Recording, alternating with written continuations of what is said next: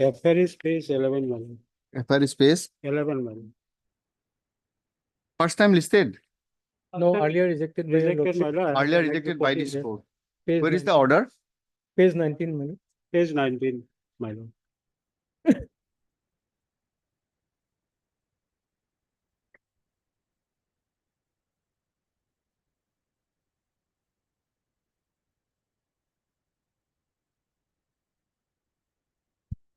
CD. There was not a single new ground, my lord, in that. Yes. Let him have a. Yes. All these notices are only for the satisfaction of the lawyer. Yes. We'll see, examine, let them have whatever new ground. Yes, because we are not passing any interim order. Case diary when? My lord, on 2011, my lord. 2011. Yes. Published.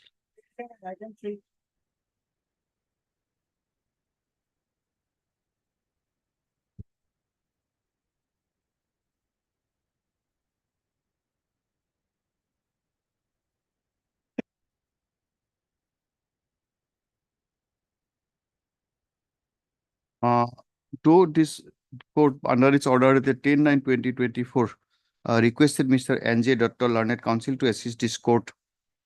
However, his name is and he had also agreed to assist this court. His name is not reflected in the court list. Accordingly, registry to list this matter on 22nd, reflecting name of Mr. N.J. Dr. Learned Counsel.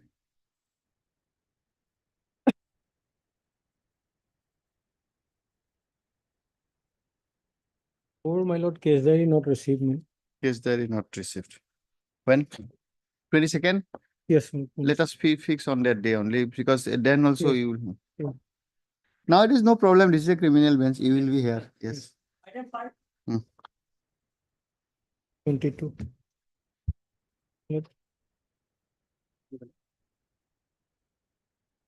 Yes. Where is this case? There is there. No, we updated. 22nd.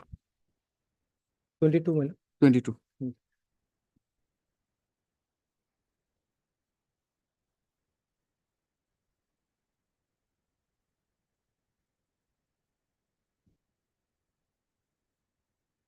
Yes. Yes.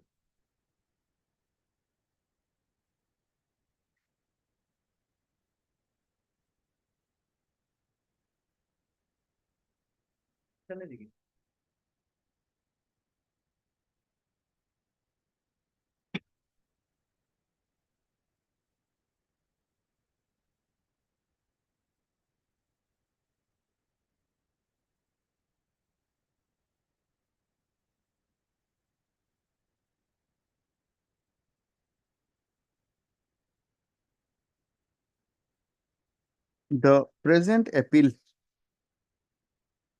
is filed assailing on judgment and order dated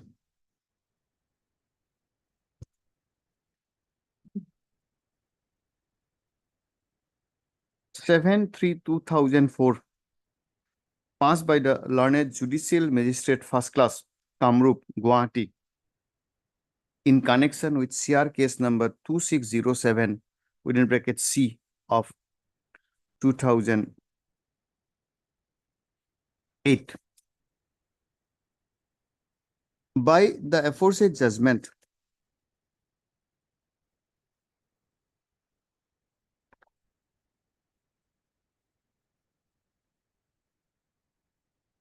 the application, the complaint case filed under section 138 of the Negotiable Instrument Act was dismissed. Full stop. Though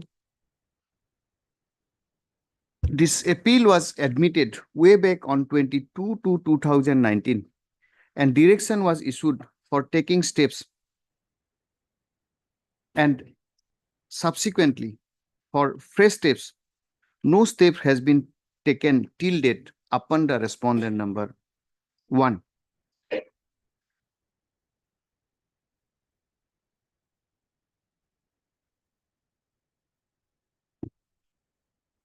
Full stop.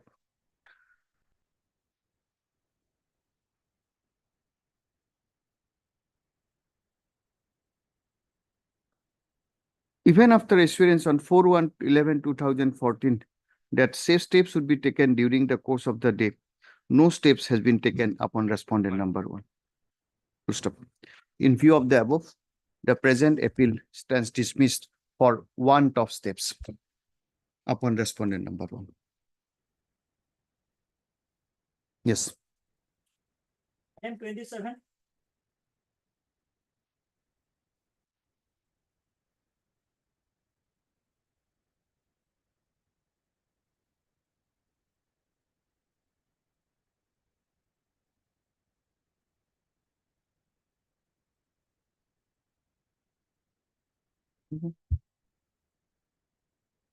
An earlier file.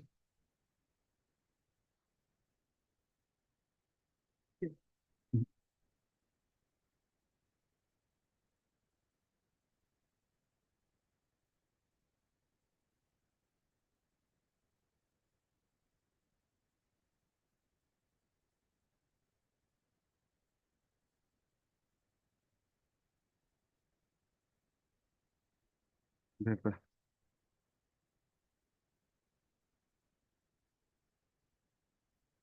Okay, list this matter. Duita port. Please list this matter after 4 weeks with an updated service report. Okay.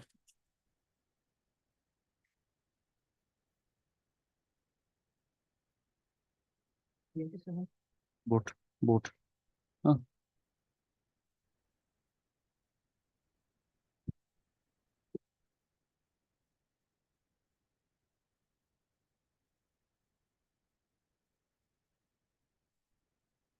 My pleasure, Lordship. Item number? Two. Yes. Lordship, in this case, Lordship, Hmm. present petitioner number one is the father. And petition number 2 is the daughter. Hmm. Petition number 1 is the absolute owner of the plot of land. Hmm. And he desired to execute and gift it to his daughter. Ultimately, he was applied for NOC. Affidavit file? Lordship, everything has been, No, something, anything happened in between? no, nothing, already rejected, Lordship. My application has been rejected. No, we want to have certain things in this case, na? Lordship, the SS Roy, where is Yes. SS Roy?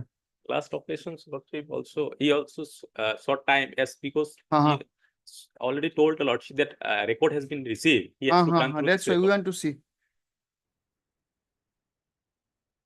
SS Roy's name is reflected. No, Lordship. Okay, list this matter on 23rd of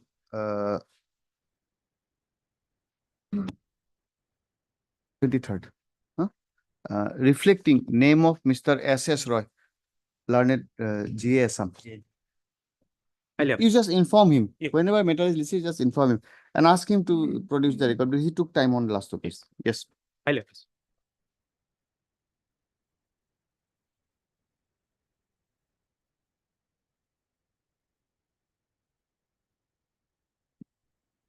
Yes, Mr. Dekar. Posting of a criminal complaint, my lord. Mm, Ground is that it is a civil dispute, my lord. There was some contract. mm. Some money exchange hands, my lord. Their case is that I did not return the money. That Hyderabad, Huh? Civil suit was filed. Civil suit has been decreed, my lord, in their in their favor. So I whether- do not have any knowledge, my lord. So civil suit has been decreed. hard. That they allowing this petition. Absolutely civil, except stating some line here and there, omnibus statement, nothing will do. Lord, your lordship sits at 2, my lord. May I take instruction from? I will take instruction. We'll take up it too, no problem on that. See, if you go through the thing, I have read the whole 6 lakh rupees. yeah. yes, my lord. facts are how pleaders notice are issued, everything is issued. Nowhere there is any whisper, even in the pleaders notice, nothing is there. Already civil suit file, it is decreed. Now, If we are not- yes, of course, there are some statements, last 4-5 paragraphs that this has been done, but there is no, it is not relatable to the facts. Only mere a statement that this is committed for 20, more particularly in this will not be. This is Yes, yes. my view, subject to what you say at 2. Highly available. But little accommodation may be given. Yes, yes, yes. Oblige.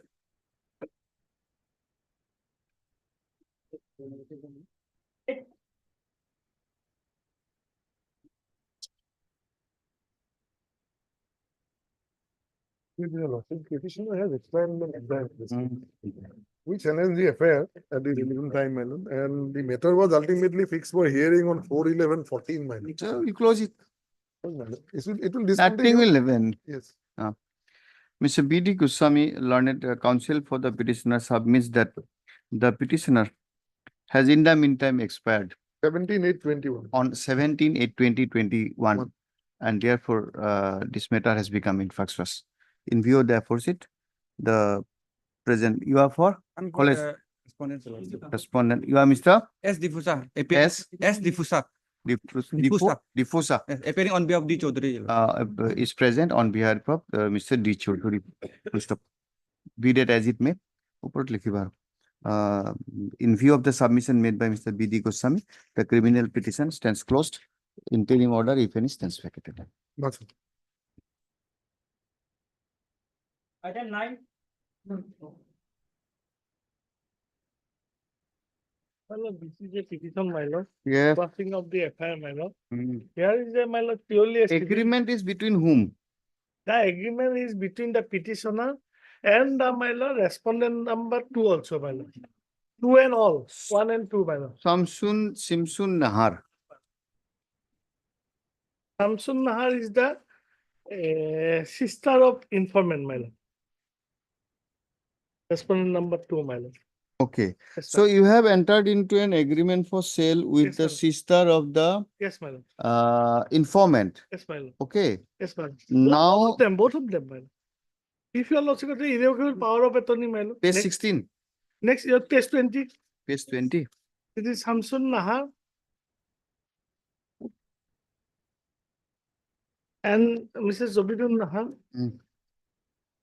Who is Joybun? What is the name of this informant affair? Who has lost this affair? Samsun Nahar. His name was also mentioned in page 60.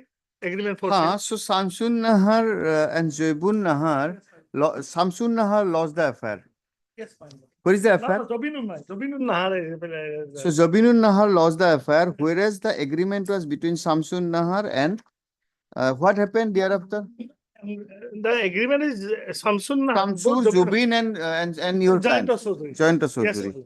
Now they have given a power of attorney to also to whom? To Joint Naran Chaudhary. Yes, my lord. And Now, same plot of land, my lord, they have executed before that with me. Before that, they executed a agreement with Ratan Kumar Nath, my lord. Where is that? Yes, my lord. Your lordship kindly, if your lordship come to the title suit document, my lord, everything will Title be- should file by whom? Title suit filed by Samsun Nahar and Jobinun Nahar against my lord, Jitendra Ghosh, my lord. Page, my lord, 40, sorry, page 40. no, sir, page has come, your lordship, page 32. No, suit is at page 40. Oh, my lord, there is another suit, my lord. I am coming later on, my lord. Title suit number 251, 2012, Page 31. Page 31. That is the, what I have said, page 48, the injunction petition. Injunction petition. Yes. my lord. 40, that is, my lord, same problem. Like, if your lordship go to the deed, my lord, page paragraph 2. Paragraph 2. Their statement, my lord. Last part, my lord, last part 4 line of page 33. The deed of agreement for sale was executed on 12/9/2010 and registered on 12/10/2010. 655 and power of attorney. So, same plot of land, my lord. Also, agreement was made between me, my lord. With me also, my lord. Same plot of land, my lord. And my lord, when I know about all this, I mentioned in my petition. I know all this. I'm You asking. demanded return back the money. I want to demand the return back. That is a FIR was filed. Purely Fazanulah's case has been covered, my lord. What is the affair? And also take my lord to page 34, my lord. He also take money from the Ratan Nath also. Page 34. Yes, my lord. In anything you have annexed for money and all? My lord. All these people are alive, respondents? Respondent, I think alive. One is died, my lord. Samsun Nahar is died. That is Jobinun Nahar is alive, my lord. And I have annexed the money receipt also, my lord. Page? page 26, my lord, Yes. onward, my lord. Some money I've been by the check and cash also, my lord. Mention, my lord. At the time of execution of agreement for sale, my lord. And I have, my lord, made a, my lord, chronological list of the 20 lakh has been paid. If you also go this document, my lord, this, my lord. Baba, mon la hai. Ulta pujo tha don't know. Today. Everything has been. We have paid 20 lakhs at the time of agreement, my lord. But this is a purely civil dispute, my lord. Only to my lord grabbing my money, this FIR has been filed, my lord. Heard. Yes, anybody appears for the informant? No. Name soon. Name sold, my lord. We go now.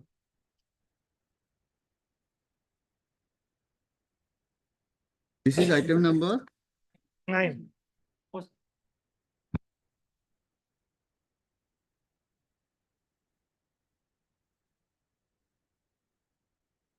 And heard. Mr. NNB Choudhury, Learned Counsel for the petitioner. Also heard Mr. Swenso, Learned Additional Public Prosecutor. Though name of the Learned Counsel representing the respondent number 2 is reflected in the cause list, none appears for them.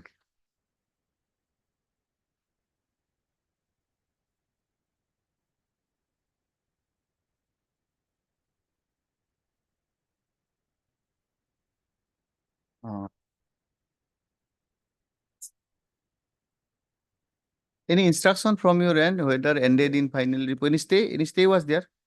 they was there. Okay, okay. The present application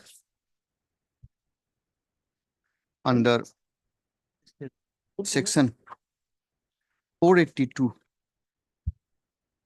of the Code of Criminal Procedure is filed for quashment of Panbazar Police Case number 95/2014, registered under section 384/506/34 of the Indian Penal Code 1860.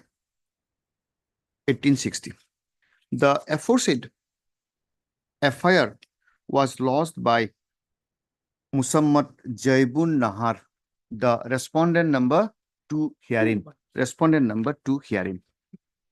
Full stop. It is alleged in the FIR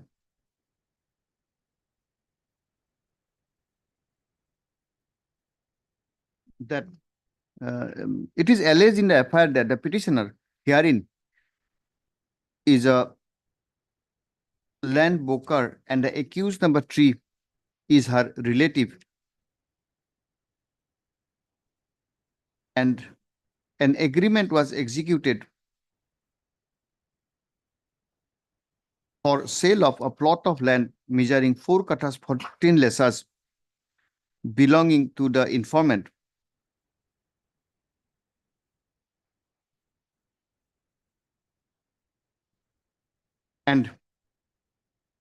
And so it is further alleged that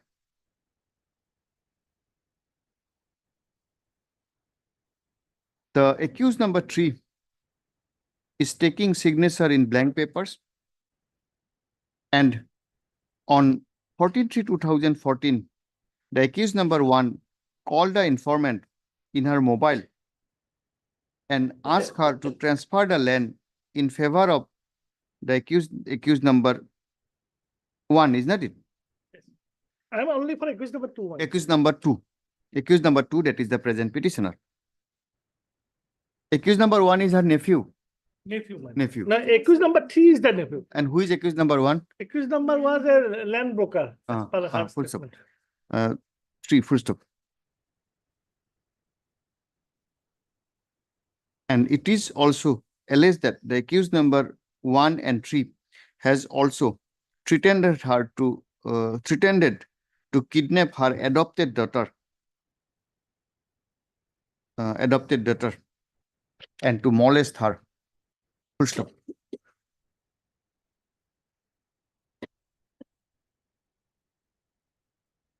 You are accused number 2, is not it? Yes, accused number 2. From the FIR, you are the petitioner, not others are not I petitioner. don't Full know stop. Full stop. petition. So far, It is from the FIR, it is seen that the fundamental allegation of atrocity, threatening,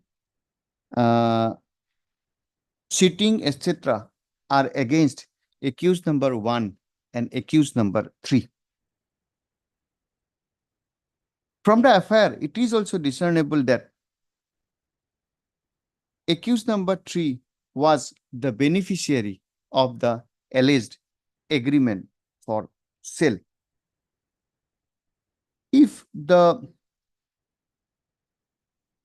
FIR is taken in its face value and accepted to be correct, there is no specific allegation under section 384. Huh? 384. under section, where is the FIR? Your Lordship, kindly come to the Under section 51 last. I have checked my lord FIR. My lord, here one para is there from that phone number. okay. Accused number. I'm coming to that. My lord. No, Calling them. under section 384/506/34 of IPC, except a statement that, where is that? Except mentioning the phone number of the petitioner, that that a call was received from the such phone number. Full stop. There are material on record to suggest that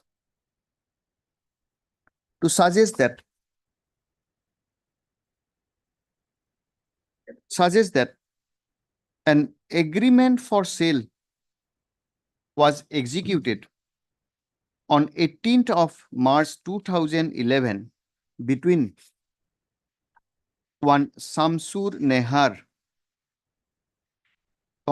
the informant, and Jobinur Nahar, both. Huh? Samsun and Jobinur both executed the agreement. My lord. no, that we understand, but both are not the informant. No, that is what I'm saying. Jobinur Rajan, between one Samsur Nehar, the respondent number 2, that is Jabinur Nahar, and the petitioner herein, that is Jayanta Chaudhuri, for sale and purchase of a plot of land measuring 4 Katha 14 lesas covered by DAG number 973 and 898 old / 3008 new of Patta number 282 old / 654 new at village 2 of Japorigog, GS Road, Mouza Beltala, in the district of Kamrup, Assam. Full stop. It is also on record that an irrevocable power of attorney was registered, is not it? Yes, my lord. Registered sir. irrevocable power of attorney was also issued by Said Samsun Nahar and the respondent number 2 Jabinur Nahar in favor of Sri Jayanta Chaudhuri, that is the petitioner herein, for execution of the sale deed in respect of the land. Full stop. It is also on record that the record that said Muhammad Samsur Nahar and the petitioner Jaibur Nahar, The owner not of- petitioner, that is the said Judge Samsun Nahar, the respondent number 2 Jaibur Nahar, filed a title suit number 25 of 2012 against one Ratan Dev Nath, which is relatable to the same plot of land,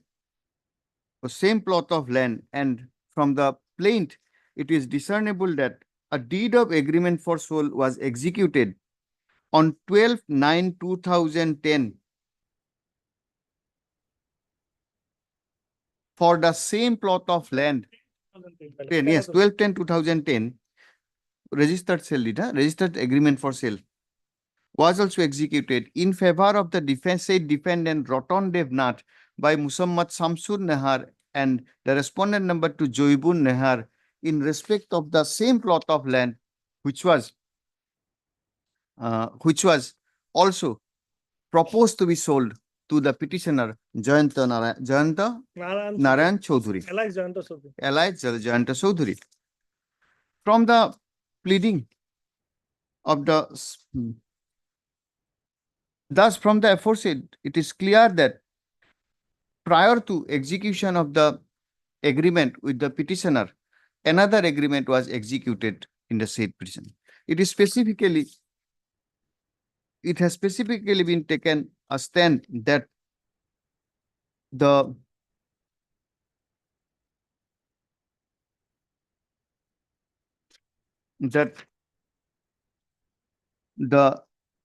while coming to knowing about such fact, the petitioner herein asked the informant and her sister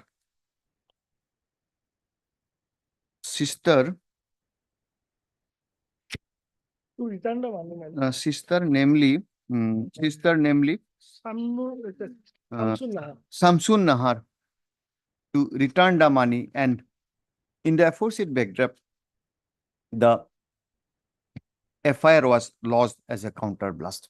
Full stop. Be that as it may, as recorded here in above, if the FIR is read in its entirety and accepted to be correct, in the considered opinion of this court, no prima facie case against section 384 so and so is made out against the petitioner. First of, therefore, in the aforesaid backdrop, more particularly when the nature is civil, the dispute is civil in nature, the petitioner shall not be allowed to be unnecessarily face and cannot be allowed to face an unnecessary prosecution. In view of the aforesaid, the present application stands allowed by setting aside and quashing the aforesaid police station case. So far, the same relates to the present petition. Manbazar Police Station case number 95 They say will 2020. write. Yes, ma'am. See, others we are not saying, specific allegations are there. In case of you, you have only one statement. Yes, ma'am. Let us not go to, even if you don't go over to the sale, nothing is there Yes. again. All 1 and 3. 1 is the nephew and 3 is the broker. One is the. One is The broker, 3 is the I am for petitioner number 2. accused number 2. Accused number 2. Two. I am concerned about accused Yes, number 2.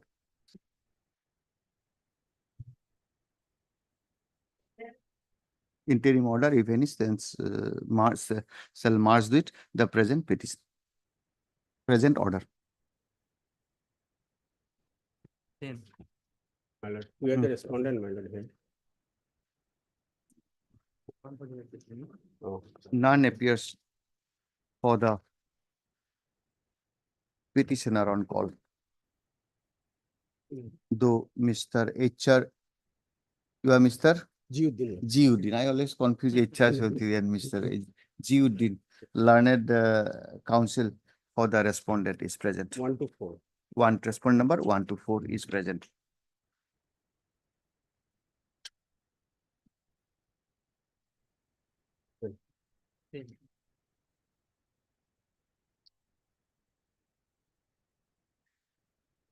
The present petition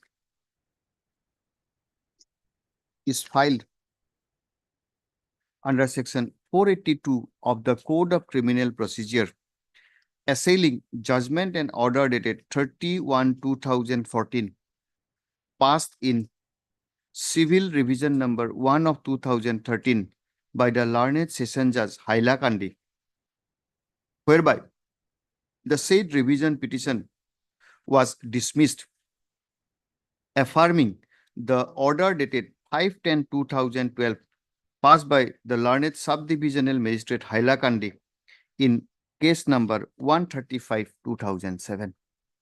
Full stop.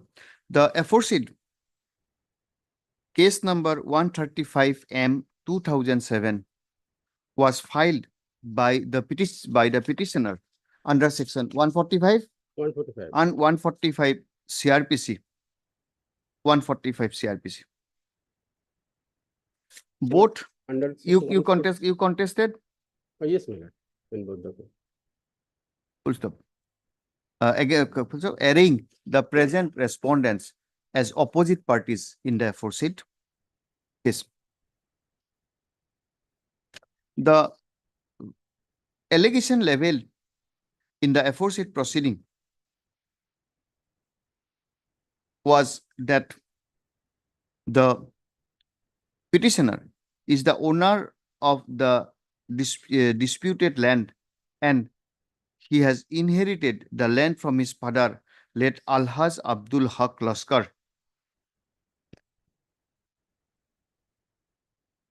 And that the opposite parties therein have no right, title, interest, and possession in respect of the disputed land. And that the second party are dangerous persons and they are trying to dispossess the first party and his brother from the disputed land.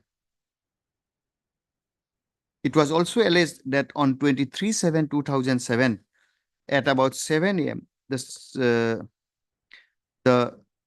second party, present respondents, along with hired person with weapons, tried to trespass into the disputed land, but due to resistance by the first party and other neighbors, the second respondent left the place. Full stop. On the basis of the aforesaid complaint,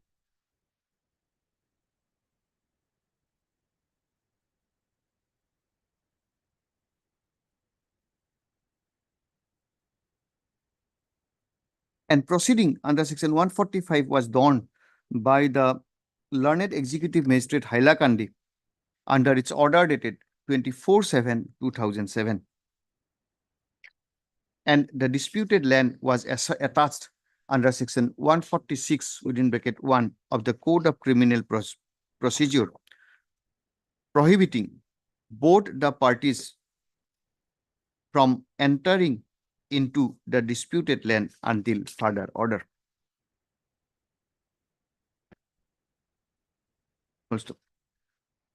Being aggrieved by the aforesaid order dated 24/7/2007,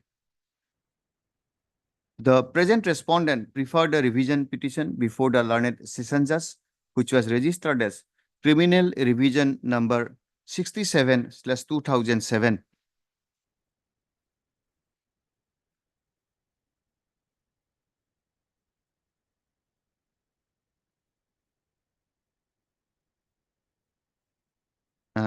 And the learned session judge remanded, is not it?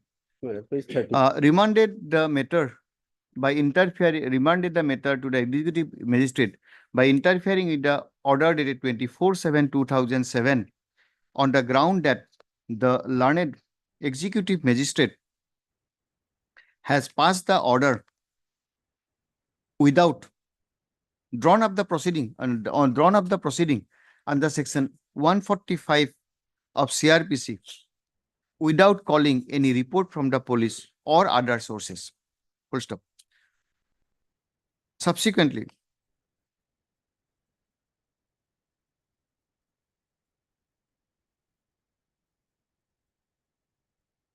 Page 31 is another.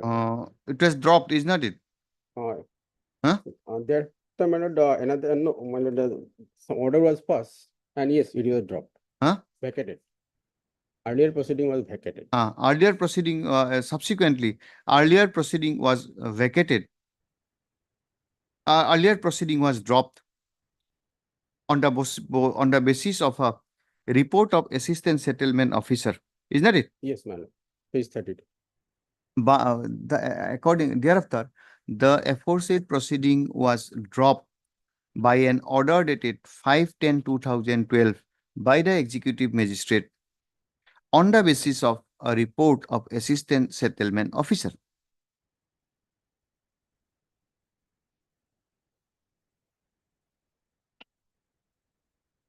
Thereafter, the petitioner herein once again approach the learned session judge Hailakandi by filing criminal revision number 1 of 2013, assailing the order dated 5/10/2012. Please correct me if I am wrong. Yes, 5/10/2012.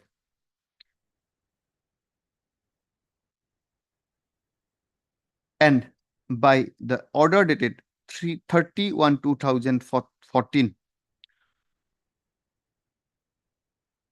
the learned session judge dismissed the criminal revision number 1 of 2000, criminal 31/2014. And the present petition is filed assailing the aforesaid order. None appears for the petitioner to advance his case. However, from the perusal of the materials and the ground cited reflects that the fundamental ground of assailing the aforesaid order that the learned session judge has failed to both the courts below has failed to consider the evidence of PW1, PW2, inasmuch as it is the case that the PW1 has specifically deposed that PW1, that is the petitioner, has specifically deposed that he is in possession of the disputed land. Full stop.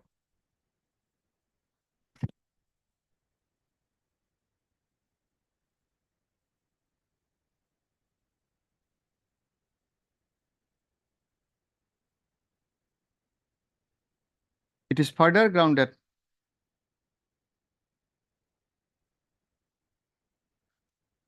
the evidence was not taken in its proper perspective. Full stop. Per contra, the Mr. Swensu, learned counsel for the respondent, submits that there is no material irregularity or illegality in the aforesaid or in the orders impugned in the present petition, and therefore this is not a fit case where this court should exercise its power under section 482 CRPC, more particularly when on appreciation of evidence, the learned both the learned authorities below has declined to accept the contentions raised by the parties. Full stop. I have given anxious considerations to the arguments advanced by the learned counsel for the parties.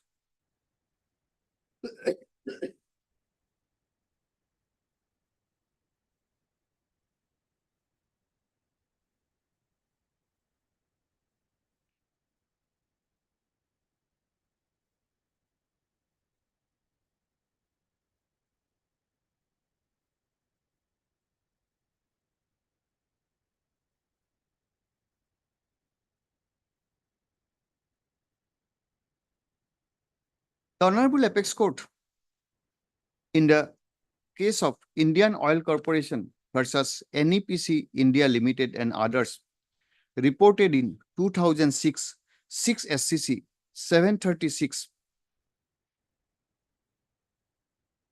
categorically held that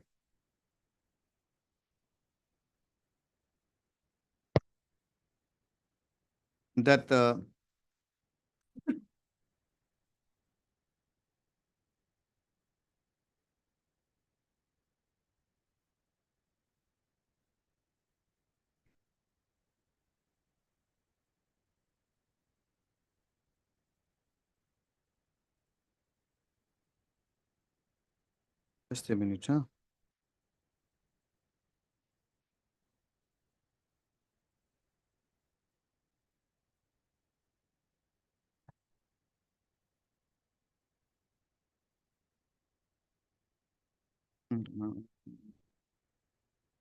Held that while exercising its power under section 482 of the Code of Criminal Procedure.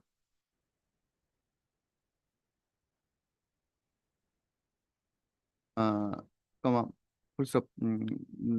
More particularly, against a concurrence decision of trial court and appellate court, such determination should not be interfered lightly until and unless same is perverse.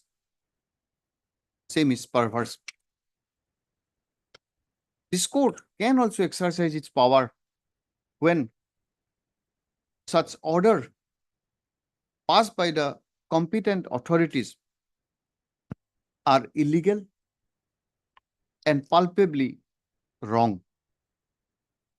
Full stop. Now coming to the case in hand.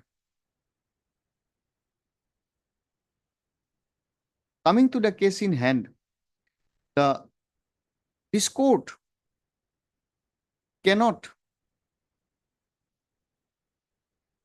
held that the learned courts below has not considered the material evidence available on record as regards the possession, or that the learned courts below has failed to consider and or interpreted said material evidence which a reasonable person would not have interpreted. Full stop. There is no cleansing evidence on the record to suggest that the petitioner was to suggest and conclude that the petitioner was in possession over the has been in possession over the property and that he has been wrongfully dispossessed from the said property, etc. Therefore, that being the position, this court, in exercise of its power under Section 482 CRPC, would not like to entertain and reverse the concurrent findings of facts that has been arrived at by the learned trial courts below, that too on proper appreciation of the materials available on record. Accordingly, the present revision petition stands dismissed. However, while parting with the record, it is made clear that the observations made as regards possession in the present order is for the purpose of determining the present issue and that shall not be treated as a final conclusion on the right, title or possession of either of the contesting parties in any other subsequent proceedings or earlier proceedings that may have been issued or may be issued in futures touching the dispute in question. Obliged.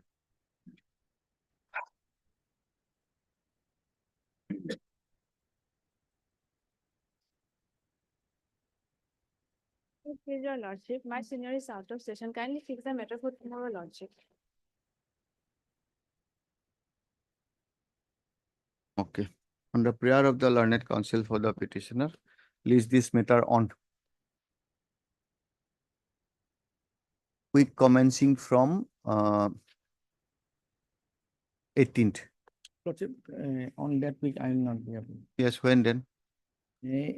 In this week also, I have no problem, Lordship. Is said. In this week, we have already fixed matters. No, may not be possible. Today is Wednesday. Then Next week, we have 29th of November, Lordship. 29th of November. Obliged, Lordship. Right.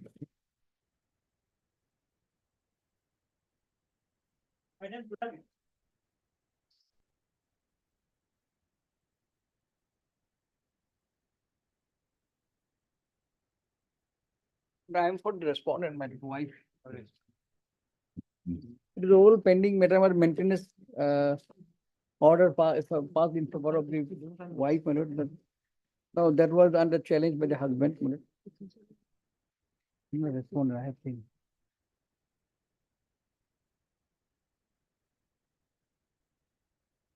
Mm,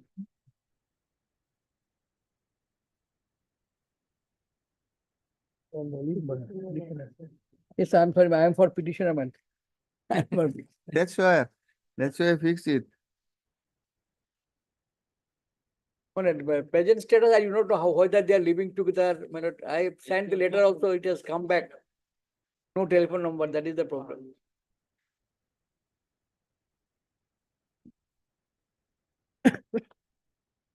Heard Mr. Biswas, learned counsel for the, at least grounds are there. Yes, yes.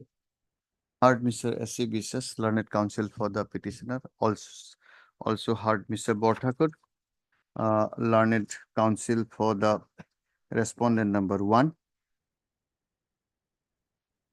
None appears for the respondent number 2 and 3. The present application under section 482 of the Code of Criminal Procedure 1973 is filed assailing an order dated 25/2011 passed by the learned Judicial Magistrate First Class Tezpur in Miss Case number 143/2008, whereby the present petitioner was directed to pay and maintenance of rupees 1,500 per month for a child which the petitioner claims to be illegitimate.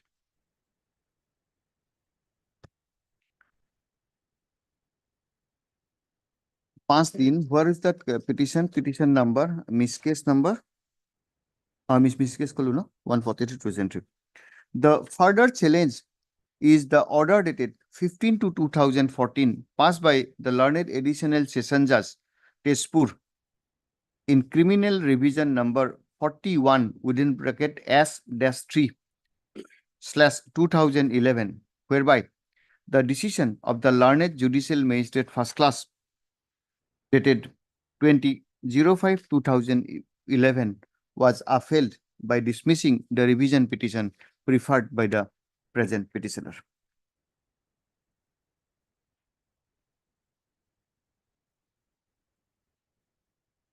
Thus, this is a second revision petition, maybe under section 482 CRPC. The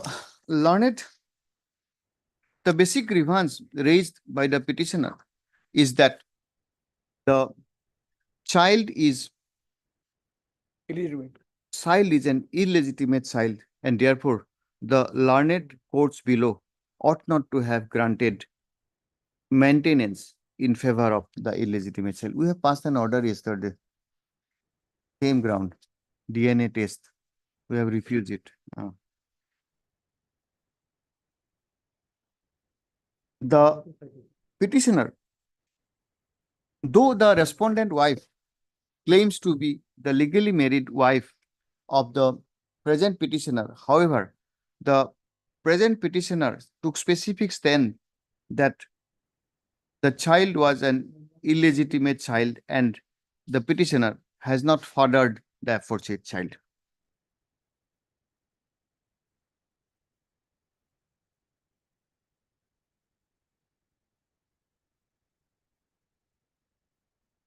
No, sorry. Though it is the case of the petitioner that though he married the respondent wife, however, he denied fathering the child and alleges that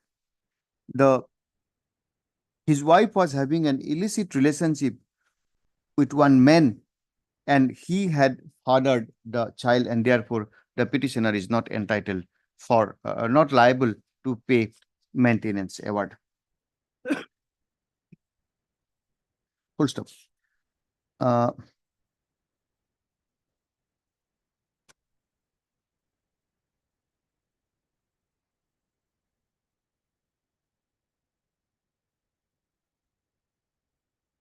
The learned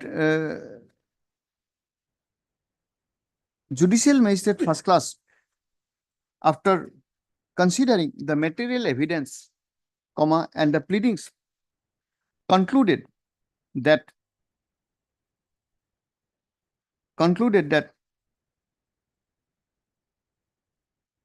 the husband failed to maintain, the father failed to maintain the minor daughter Anjumani Bara, minor daughter, not so don't say the name, minor daughter, and that the petitioner himself has admitted that he is an employee of the government of Assam and as a posted as senior assistant in the office of the Deputy Commissioner Tezpur, and his salary is 10,000 per month. On the basis of aforesaid material, the learned magistrate concluded that an amount of rupees 1,500 per month as maintenance shall be a reasonable amount, considering the reasonable amount. Full stop. Such order was assailed in revision petition in number 41 within bracket S-3/2011 and before the learned session judge, and the learned session judge under its judgment dated 15/2/2014 declined to interfere with the decision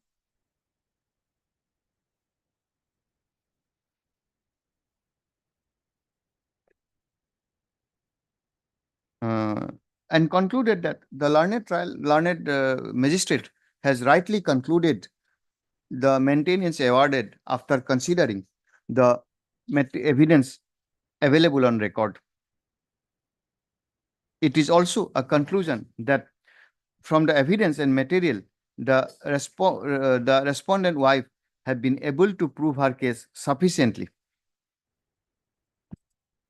to the effect that the petitioner had not maintained his daughter. Full stop.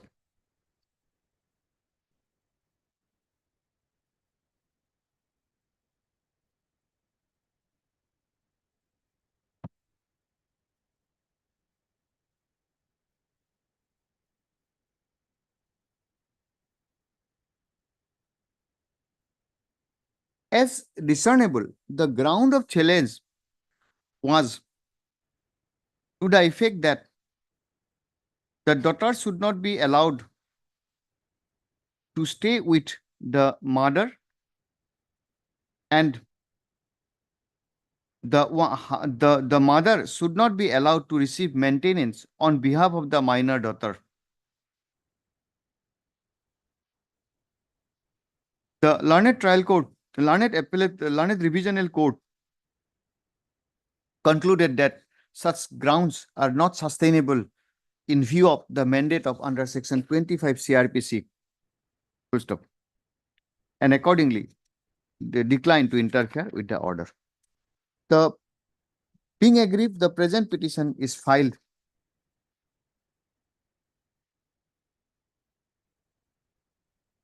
this case would have been dismissed in the motion stage itself. Would have been, I also appreciate more.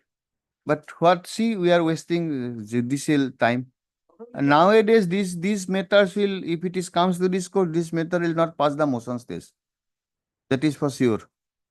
And with cost We shouldn't encourage. for abuse of the court's proceeding. Is it a case?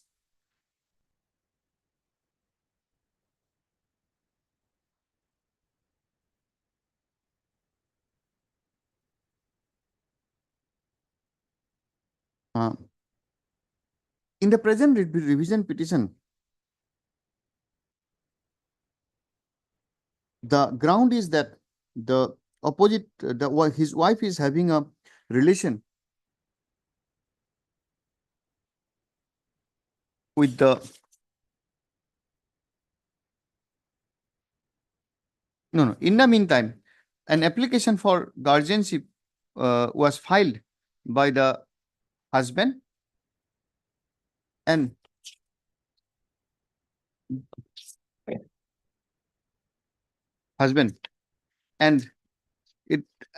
the ground of challenge as discernible from the pleadings and as urged by Mr. Biswas,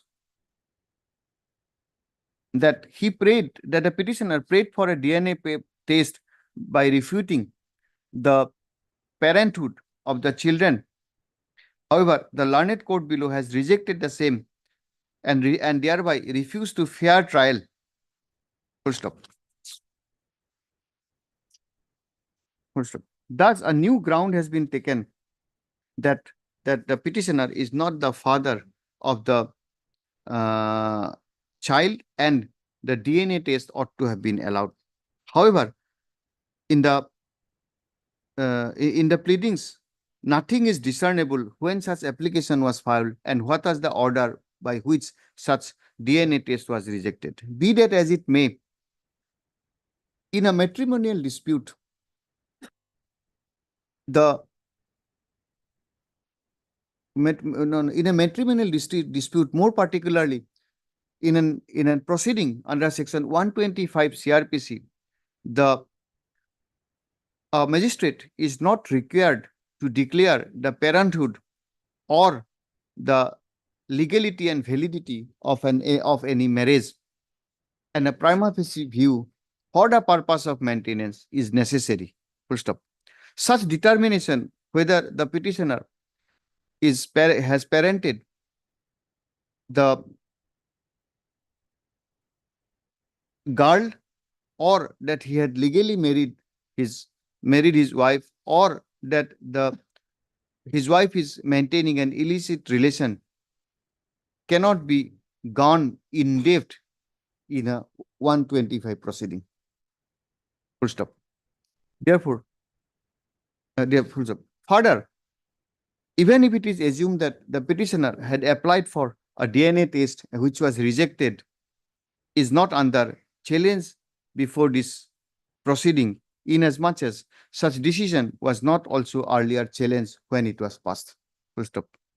It is also equally well settled that when two courts has concurrently concluded certain facts on the basis of evidence available on record, and when such determination is not perverse, this court, in exercise of power under section 482 CRPC, should not entertain such a petition. In the case in hand, after perusal of the material on record, this court finds no ground to interfere with the concurrent findings of fact and the determination made by the learned courts below. Accordingly, the present revision petition stands dismissed. Interim order, if any, stands vacated. The LCR be sent back.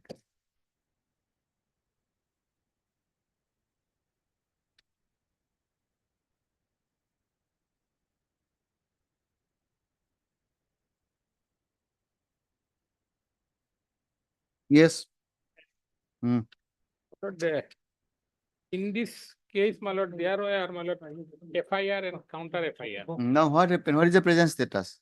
Present status, my lord, our case is, my lord, immediately charge sheeted. But their case. What happened to the charge sheet case? Trial has commenced, not commenced?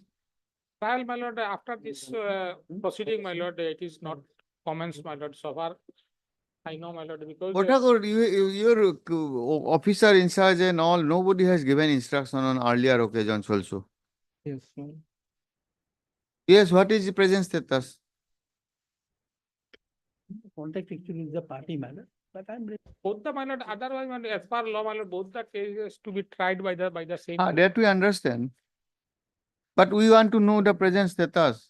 Suppose your trial is over, something like that. Who knows what? I have not found any stay order, man. There is no stay order.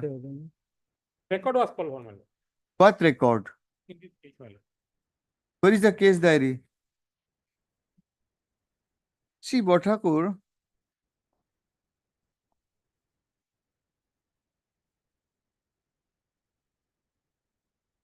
Record is there.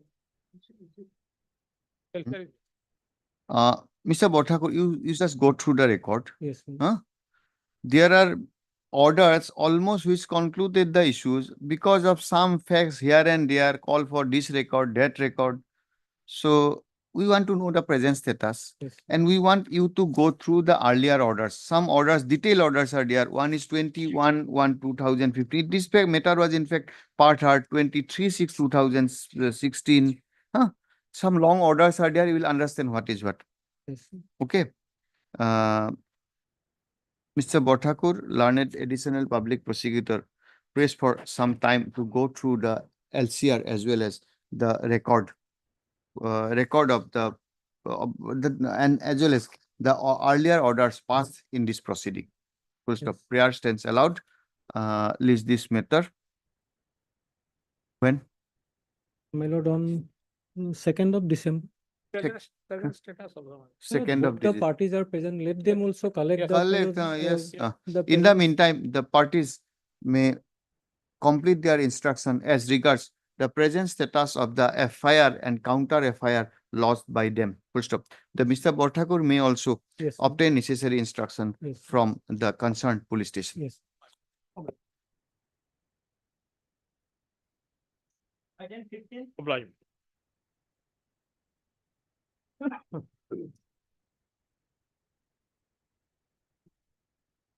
Yes, anything survives? My lord, already the parties have settled their matter. Okay, Accordingly, all cases have been drawn except this matter. okay. And Lordship, may I- Yeah. Lordship, we have no instruction from the our client Lordship. For it's a long pending notice. You are the wife. Lordship. You have taken everything back. You have Yes. filed a case here, again filed a case there. Lordship. If he is not having any grievance, what grievance can you have? Is that it? already that is settled already, everything. is- So all you have cases have settled, been we'll withdrawn. record that and close it. Yes. The learned counsel for the petitioner. Yes, we'll close it. Lordship, it can be closed, and moreover, if there is anything, still the option may be left open. We'll just close it. We'll say not anything. That petitioner submits that matter has amicably been settled. Yes, we have the document to show Yes, also. yes, give us that. We'll keep it a part of record. Our lords. In between the parties, she received some amount and they are happily married. Actually, that he will Both are separated separated, they are happily married each in, other. with some other persons. And Okay. the problem is that he may not get information because it may create problem for her. That's correct. Mr. Bhagavati, learned counsel for heard Mr. Bhagavati and so and so for the respondent wife. Full stop. Mr. Bhagavati, learned counsel for the petitioner submits that the petitioner and the respondent has amicably resolved the differences between them and settled. Then it is further submitted that they have entered into a deed of compromise on 15th of October 2015 at Guwahati, and on the basis of which they have withdrawn all the cases lost by them against each other, and now they are separated and having their separate family life. Therefore, the petitioner would not like to pursue this present revision petition. In view of the aforesaid, the present review petition stands closed. The deed of compromise agreement dated 15th of October 2015 is kept on record. Do you have a copy or I can keep it? Lordship, let the matter be Okay. there. But this is original. Yes, Lordship. No, you keep it. I'll give you a copy. You keep it, you give a Xerox Sign copy. it, get it signed and. Or not necessary. Let it be, we'll not say that. Alright. In view of the aforesaid, the revision petition, this present criminal petition stands closed. Interim order, if any, stands vacated. Full stop. However, it is made clear that Only the wife if will be there. any future cause of action arises, the petitioner shall be at liberty to approach the appropriate Yes. forum. The parties shall be liberty to approach at appropriate forum. Item 28. Wait, please, your lordship. Yes. Lordship has already expressed lordship view yesterday, lordship. I was out of. No, state. our views are without the lawyer. If the lawyer comes and satisfies us, our view may change. Lordship has a dispute regarding the marriage, lordship, where this petitioner lordship say he has not married this lady, lordship, respondent number 2, lordship. That in written statement judgment that is on page 12. What was the lordship. suit? Suit was for? Maintenance, lordship, 125. 1,500 was granted in favor of the respondent lordship that was challenged by this petitioner before the Same order I have Yes. passed, Mr. in বিশ্বাs's case will not interfere. lordship. In case lordship she married lordship, then I may be given opportunity to approach this court again because lordship we have no contract with the client lordship since long lordship. Close, last thought likhibo, in view that this court is not inclined to interfere.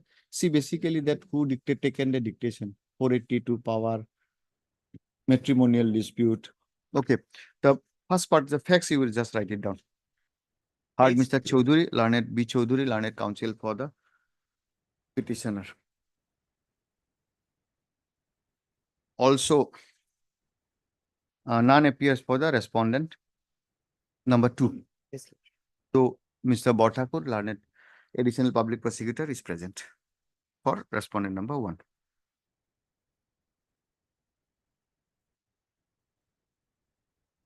The present petition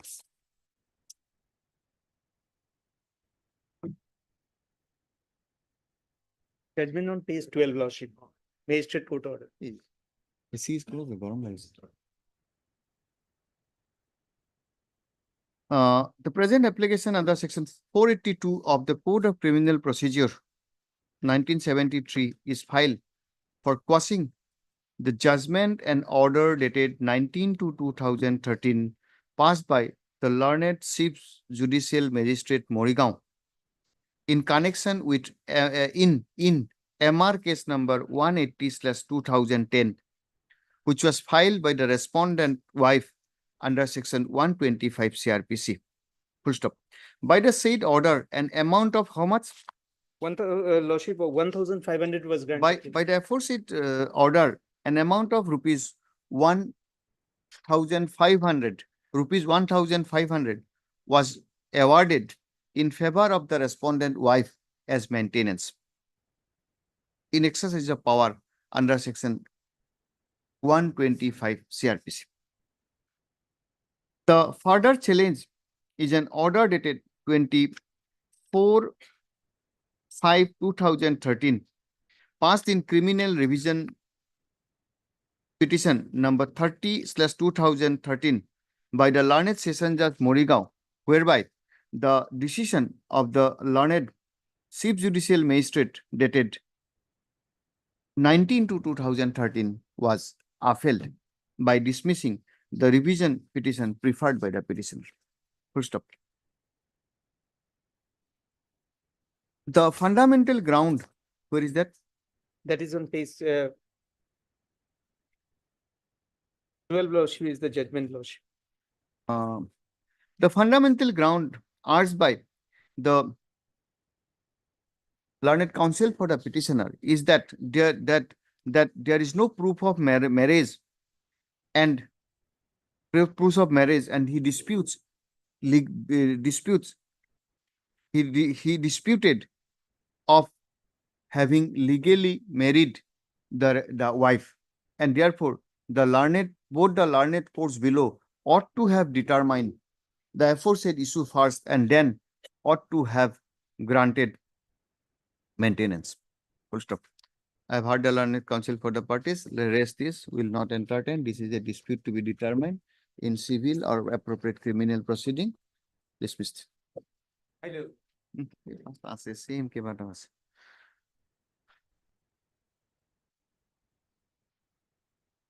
Police court. 28 ki hol? 29. Yes, what is this? That complaint has been filed in the court of CGM Kamrup. My lord. Yes, what is the law? My lord, is that the case is in the year 2012, my lord, before amendment, my lord. And in the 2012, that 2002 Act is, my lord, administering governing the law, my lord. And there 142 is the, my lord, to take cognizance of the court, the cognizance jurisdiction of the court. And 140, sorry, 142, 142 is the, my lord, provision to take cognizance of the court, my lord. And there, the 42A is no court shall take cognizance of any offense punishable under section 138 except upon a complaint in writing made by the payee, or as the case may be, the holder in due course of the check, my lord. So 142A has come subsequently in the year 2015, my lord. So at that point of time, what is the any There is provision? only that 177 CRPC will govern, my lord, jurisdiction, my lord. What it says? What is there, where the cause of action arose, my lord. There the court has the jurisdiction. Now, so 144A, 141, 142A. 142A Yes. describes what should be the procedure. Yes, my lord. When the SEC is in the due course of pay is holding his branch and all has been Yes, incorporated. yes, my lord. Now, whether this part is a procedural part or substantive part, substantive law, and whether that application, when we suppose, whether in view of the subsequent procedural amendment,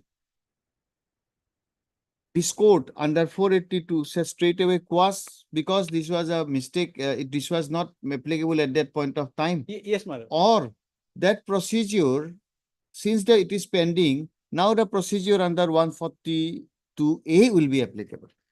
This is the core issue to be decided. See, one view is, you will have to enlighten us. Yes, yes, yes. One view is For that, my that lord, when it is a procedural law Yes, and it procedural, is my not a substantive law, when it is procedural law, then the procedure existing as on date shall be applicable. And where it is substantive, suppose in 376 IPC, punishment is say 10 years. There is an amendment subsequently. Offense was committed on date 1, when punishment was 10 years or 7 years. They're just giving an example. Then subsequently, when the trial commenced, then the punishment was say 12 years. Now, in that case, conviction cannot be granted if you are found guilty for That's 12 right. years. It is to be given the That I have to, offense. my lord, I have to, my lord. Next issue is, suppose this is a procedure that at that point of time, there is no prescription as on the said date as regards when the SEC was bounced, there was no procedure as per where it is to be filed. There will be some cases, forget about your case. An amendment was came on such and such date. But your 1 month did not expire at that point of time. So you'll have to file an application after coming into amendment. So in that case, the procedure applicable on the date of filing will be applicable. So it is a procedural. It will not have any substantive things. So this is a finer point in this case. Today, I have to again go through, my lord, the law, my lord. that is what I have given you time for yesterday. Only one day I could not, my lord. One day, nothing. What in the one day only I could get it, my lord. Okay. And other is that. But come prepared. Yes, See, yes, my company. Yes, the my- only yes, thing is I'll that prepare how this. the amendment will have an effect. Yes, my lord. Substantive and procedure. This And- is the, yes. Yeah, and other thing also is that another. No, that will come later on. This is fundamental. Okay, If ma'am. that Okay. is gone, then everything is gone. You have lots of 1 week time, my lord. I have to study, my lord. That one. Yes, on the prayer of Mr. China, learned counsel for the petitioner, matter stands adjourned and be listed on last part of November. Mr. Bhattacharya, you will to look into. 28. I'll also Oblige. try my hand. Yes. Yes, oblige. Yes. Yes, yes, that's what is. Oblige.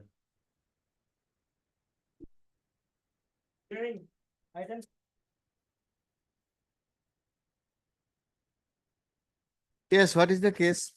Lordship, this case pertains to the disproportionate assets case, Lordship.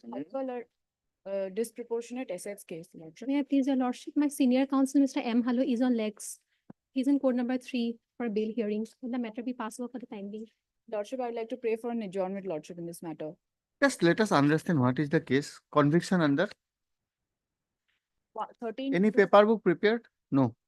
Okay, not necessary. Evidence are in English, typed. It is on the prayer of the Learned Standing Council CBI, matter stands adjourned and be listed on Lordship, preferably on 20th of November. 20.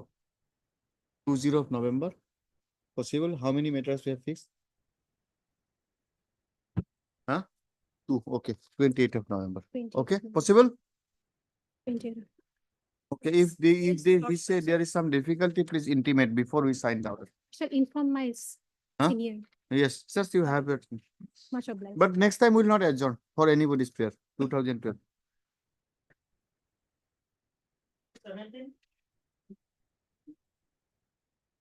In the morning time, my learned friend has paid for adjournment since we have to reconstruct the file. Some documents are missing. What documents missing? What is the issue here? Regarding this, I can. It is appeal or petition? Revision petition. Against what?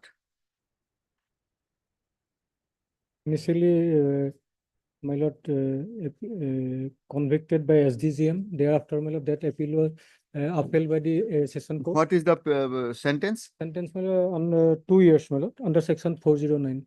409.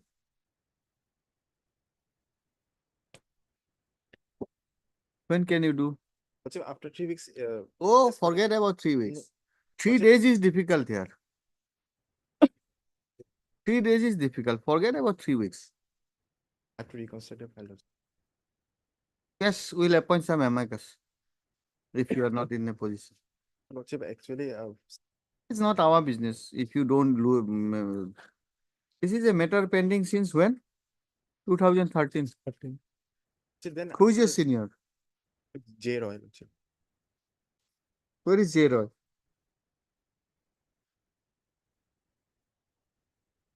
Keep the list. Prepare the list, like. You have to receive it.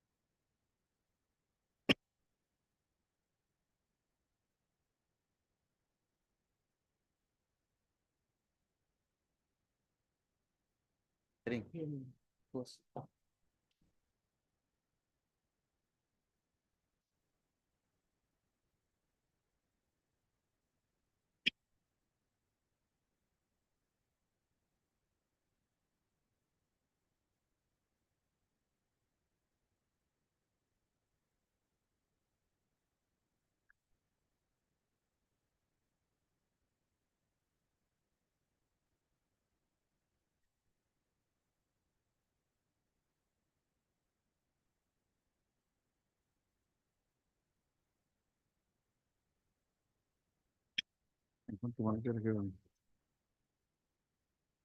এখানে তো সব cases no Only criminal case. No criminal বুঝি পেয়েছি এটা criminal রিভিশনও আছে hearing এটা অলপ বেলেগকে ৰাখিব ২২ তাৰিখে দিয়া খালি নেকি বন্ধ নে খোলা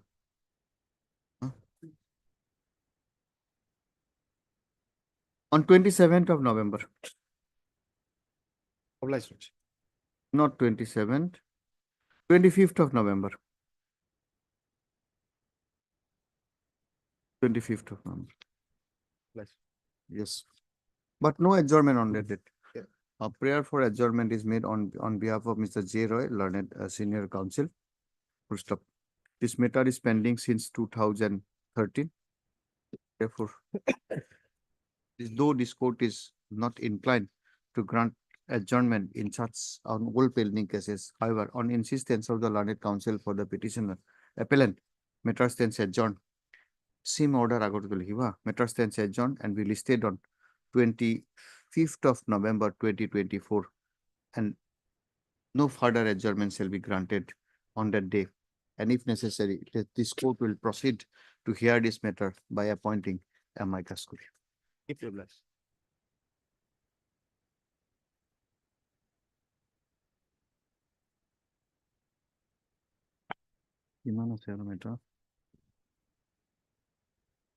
Yes, Mr. Alam.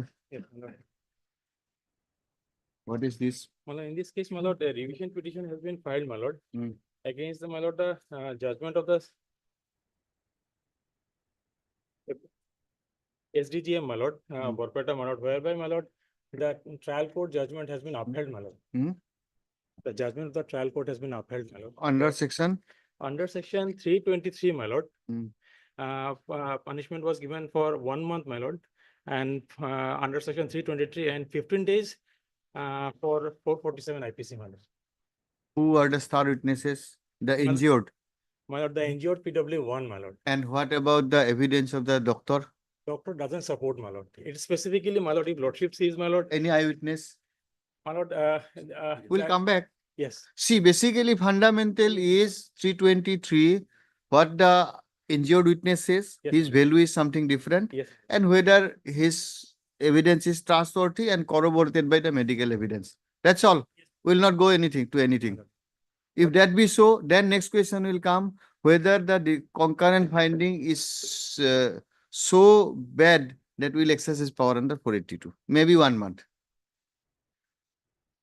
We'll come back after Madam, 5 yes. minutes. And who are ready to argue cases?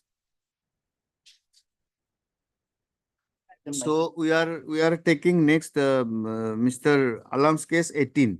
Then Item 19. Huh? 19. 19 is also ready. Okay. Then 20. 20 ready. 21 ready. And 22. Nobody is here. Okay. Okay. We'll come back after 5-10 minutes.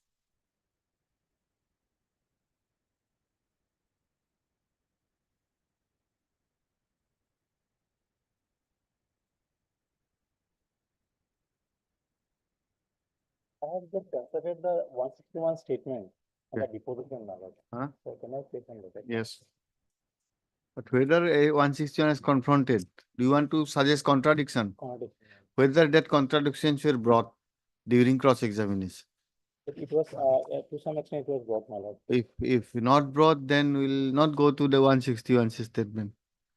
Because my lord, entire judgment was delivered on the basis of the statement of PW1 and PW7, my lord. It was held, my lord, that PW7 statement is trustworthy. And the PW statement cannot be unbelievable. Okay. So that was the reason, my lord. But if we go by the statement of PW4, my lord, the doctor's my report, my lord, there are 2 documents have been exhibited, my lord, FIR and this medical report, my lord. In the medical report, the injury, my lord, that was stated that some injury in the swallow of the my lord skin, my lord, this, and secondly, my lord, some injury which is simple in nature in the eyelid, my lord, and maxillary this area, my lord. But in her deposition, my lord, she stated, my lord, that she was beaten on her shoulder, on her back, my lord, and on her head, my lord.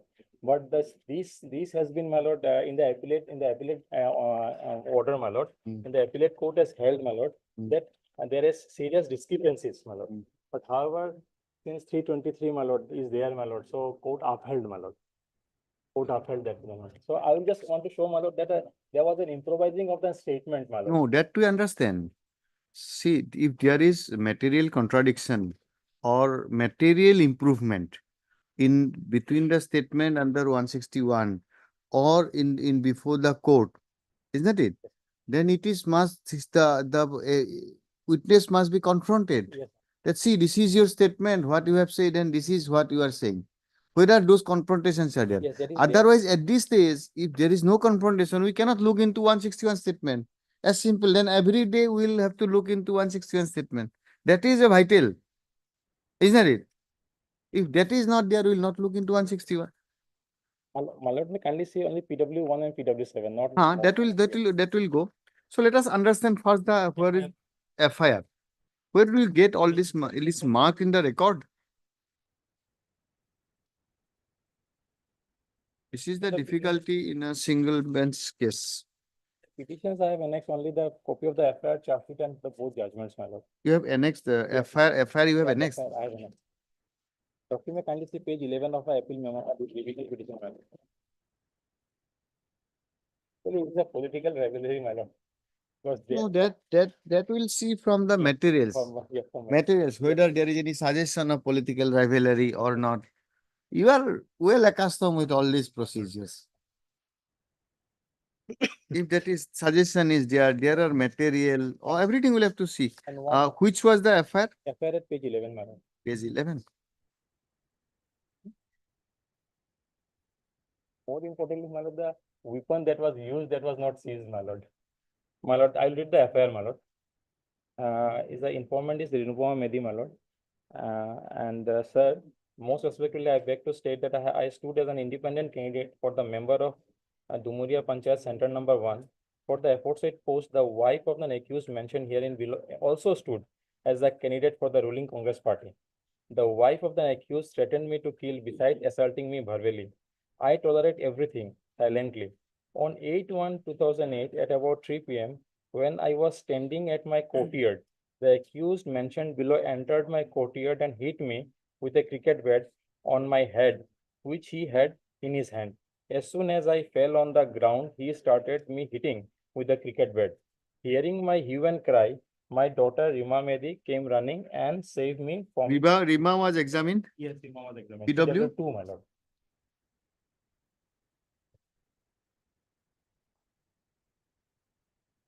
Okay. PW2, my lord. Hmm.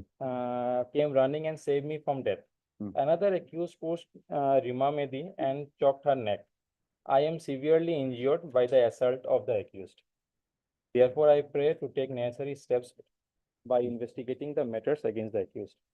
So, my lord, if we go by These are the accused. Yes. Deepak Medhi, Himan Medhi, then who were sent for trial And all three were sent for trial, my lord. and all are convicted. No, my lord. Deepak Medi was convicted, my lord, for 6 months, my lord, under section 323.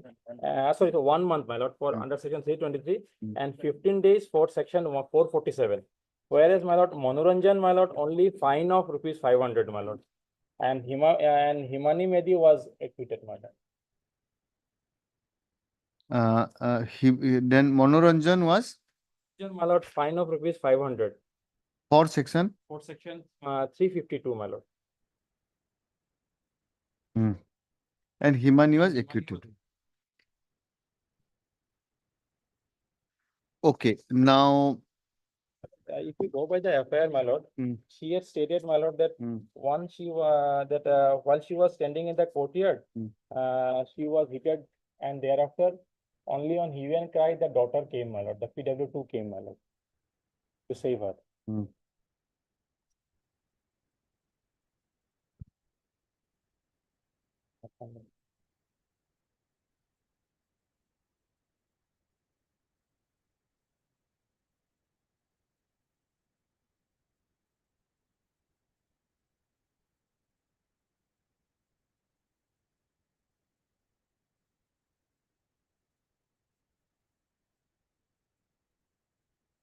yes. Now Now, if you go by the immediate recording of the statement before the police officer, my lord, IO, my lord. no, that will come later on when you show us the contradiction. Yes, my lord. Now let us see the evidence. Evidence. Lordship, can see, my lord, from page 7 onwards, my lord. Of the LCR. Not, my lord, of my translated copy, my lord. I have given, my lord. Lordship can see from the LCR also, but it's a type as a translated copy, my lord. Okay. Page. Page, my lord, 7, my lord, that I have.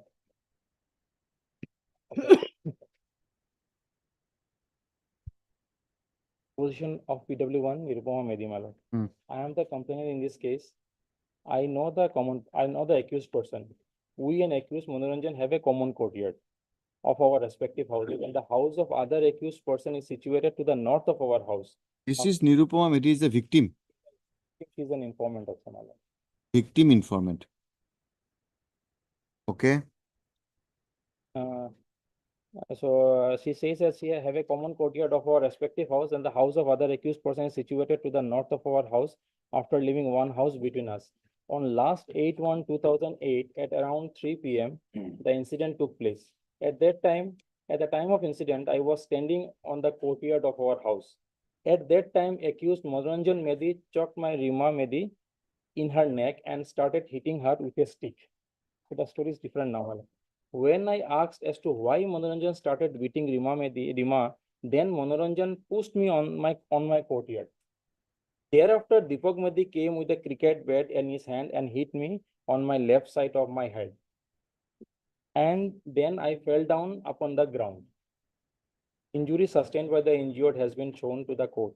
When I started to rise, Deepak Medi with a cricket bat hit me on my back, and then I fell down upon the ground, becoming unconscious. Thereafter, I regained my conscious at Pathshala Government Hospital, and then I came to know that I sustained injuries on my left eyes and left arm. The injury that I sustained on my head was swollen. Thereafter, I had to undergo an X-ray in respect of my head injury and also undergo surgery. Still, I have not fully recovered. Sometimes I experience headache. After the incident, I have filed the written SIR to Parsala Police Outpost. Exhibit 1 is the above mentioned SIR. Exhibit 1 is my signature. So if you go by this, my lord, so what she has stated, my lord, that when she was standing in the courtyard, my lord, one Manoranjan was hitting her daughter, my lord, with a stick, my lord. And when he asked him why he is beating, then only, my lord, Who lost this FIR? Nirupama, my lord. Okay, then why the cross examination Himadi has lost a case on the same day Yes, of my lord. What is there's a counter FIR filed by the by Himani? Yes, Okay. yes, Himani, my lord. Himani Mehdi has lodged a case on the same day of the incident, alleging that I and my daughter had hit her. We had appeared in the court in respect of the said case. I regained my conscience after about 2 minutes of the incident. So earlier she has stated, my lord, that she regained the conscience, her sense, my lord, when she was in the hospital, my lord. But here, my lord, now she has stated within 2 minutes she regained her conscience, my lord. Police IO interrogated me in respect to this case. It is not a fact that I have not stated in my statement given before the police that at the time when the accused Manoranjan Mehdi choked my daughter Rima Mehdi in her neck and started hitting her with a stick, I asked as to why Manoranjan started beating her. Then Manoranjan pushed me on my courtyard.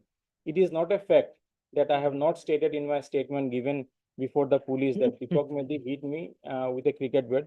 It is not a fact that I have not stated in my statement given before the police that when I started to rise, Deepak Mehdi hit me on my back. I do not know as to who had gathered in the place of incidents after the incident. Dina Kolita was present with Deepak Mehdi even before the occurrence of the incident. It is not a fact that the accused person has not beaten me on my courtyard.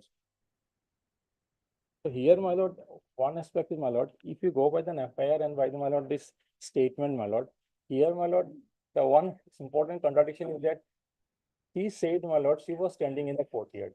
So when Manoranjan was hitting her daughter, my lord, with a stick, my lord, then she has said that why you are beating. Then she was pushed. And thereafter, my lord, Deepak entered, my lord, and hit this victim, my lord. But if you go by the FIR, my lord, then lordship will see, my lord, accused entered, my lord, and thereafter she was beaten. And thereafter, once she was beaten, hearing hue and cry, then her daughter came, my lord. And if you see 161 statement, she has never said, my lord, she has seen, my lord, that the accused has come with the hand, because she said that she has not seen that the accused was holding the bed in his hand, my lord, ticket bed. Who is Dino Kolita? Dino Kolita is, my lord, he is, my lord, Examined as? PW, my lord. No, Dino is another person, my lord. He was not examined, my lord. Not examined? Not examined, but Dinanath, this is Dinanath, same person. Oh, PW 6, my lord. He was declared hostile, my lord. 5 and 6 are hostile, my lord.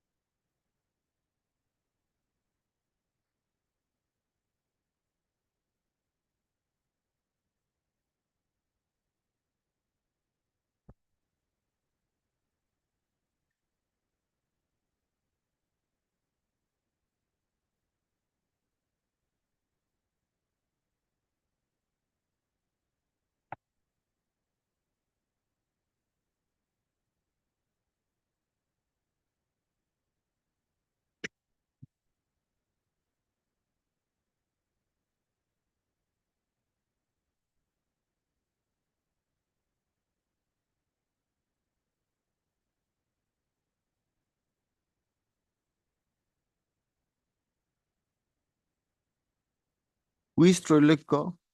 Troilokko, my lord, is PW3 is the husband of the, my lord, victim, my lord. He was not present at that time, my lord.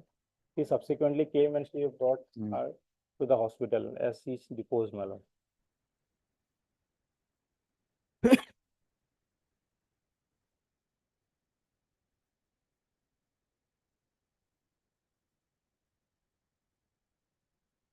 PW2 says that, my lord, it was Manoranjan who was meeting, my lord.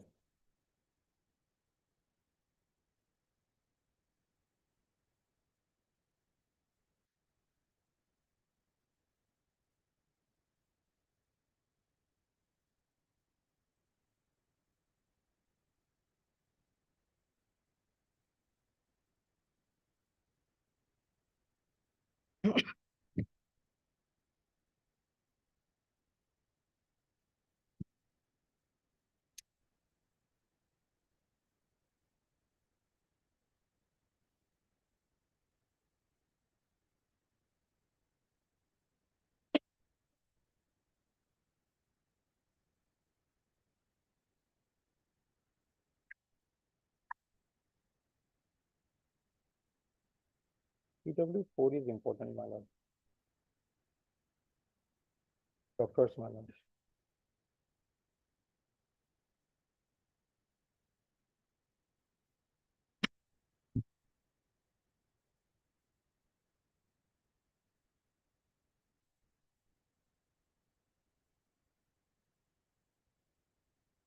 Who is 7? 7, my lord, he is my. Ayo. He's a Ratan. Ratan Medhi. Yes, he's a neighbor, my lord. He? He's a neighbor, my lord. Okay. And this person is related to both of them because all are related to each other, my lord. Because Himadri says, my lord, that Nirvama is her aunt, my lord. And he is also neighbor, my lord. Court hold his statement to be trustworthy, my lord. But, my lord, if we to compare to the FI, it doesn't match, my lord.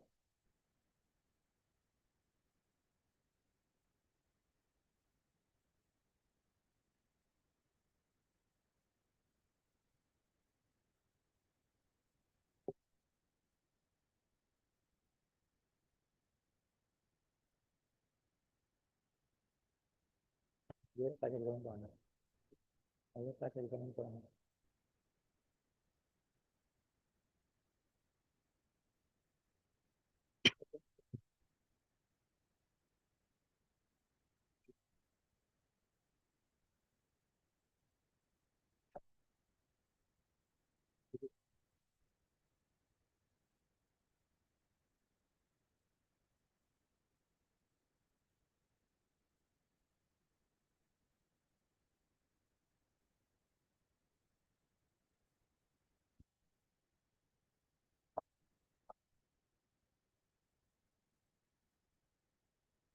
This man's PW7's statement was not recorded by police. Not recorded. So, what will be the value of his evidence? If he's not examined, there is no copies of his 161 statement. What will be his value? Any value? But if you don't have any credentials, my lord. No credentials, because then anybody will come and may testify in any of, if we upheld this kind of evidence, there is no value.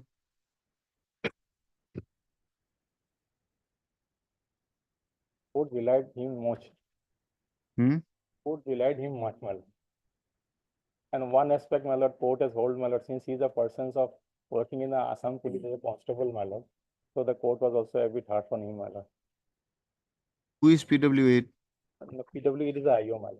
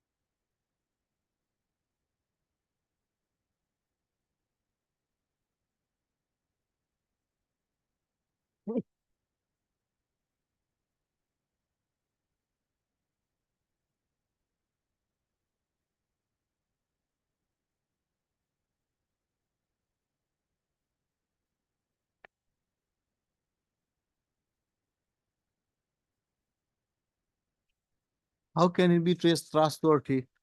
I was interrogated. He said there nothing has been stated before me. Quote unquote. See, describe the story in the FIR. FIR may not be the encyclopedia. So there may be certain explanation in the at the stage of deposition. But at least in 161, which is immediately taken. When it was immediately taken, all those stories that somebody hit her daughter, it was thrown, this, that has not, the IO says that this has not been stated before me during 161. So how can you say that she is a trustworthy witness? Exaggeration, contradiction, material contradiction then. Isn't it? More important. She has not stated before me that accused Manoranjan held my daughter Rima Mehdi in her neck and started hitting her with a stick. And when I asked as to why Manoranjan was hitting Rima, he pushed me in the quote unquote. Properly done. Cross-examination properly done. More importantly, my lord, since it is 323, my lord, so the weapon which was used to beat the has alleged beaten, my lord. So that has to be seized, my lord. If it is not Is seized, it my lord, always necessary? yes, my lord. And it is a judgment of this on the court. Benefit of doubt always comes because he specifically held, my lord, that I have not seized anything. In fact, there are only two documents exhibited. One is the FIR and one is So the affidavit. that we understand. But if there are cleansing evidence that the incident happened, she was beaten, then why the bat is required? Yes, sir. There is umpteen numbers of judgments, not fatal. Sometimes the weapon may be destroyed. It may not be found, but that cannot be a ground to give acquittal when other evidences are available. You may argue here no evidence, so therefore bat was necessary. That can be an argument, but it not that because the bat is not seized, whole prosecution court case will fail. I do not think so. That is the law.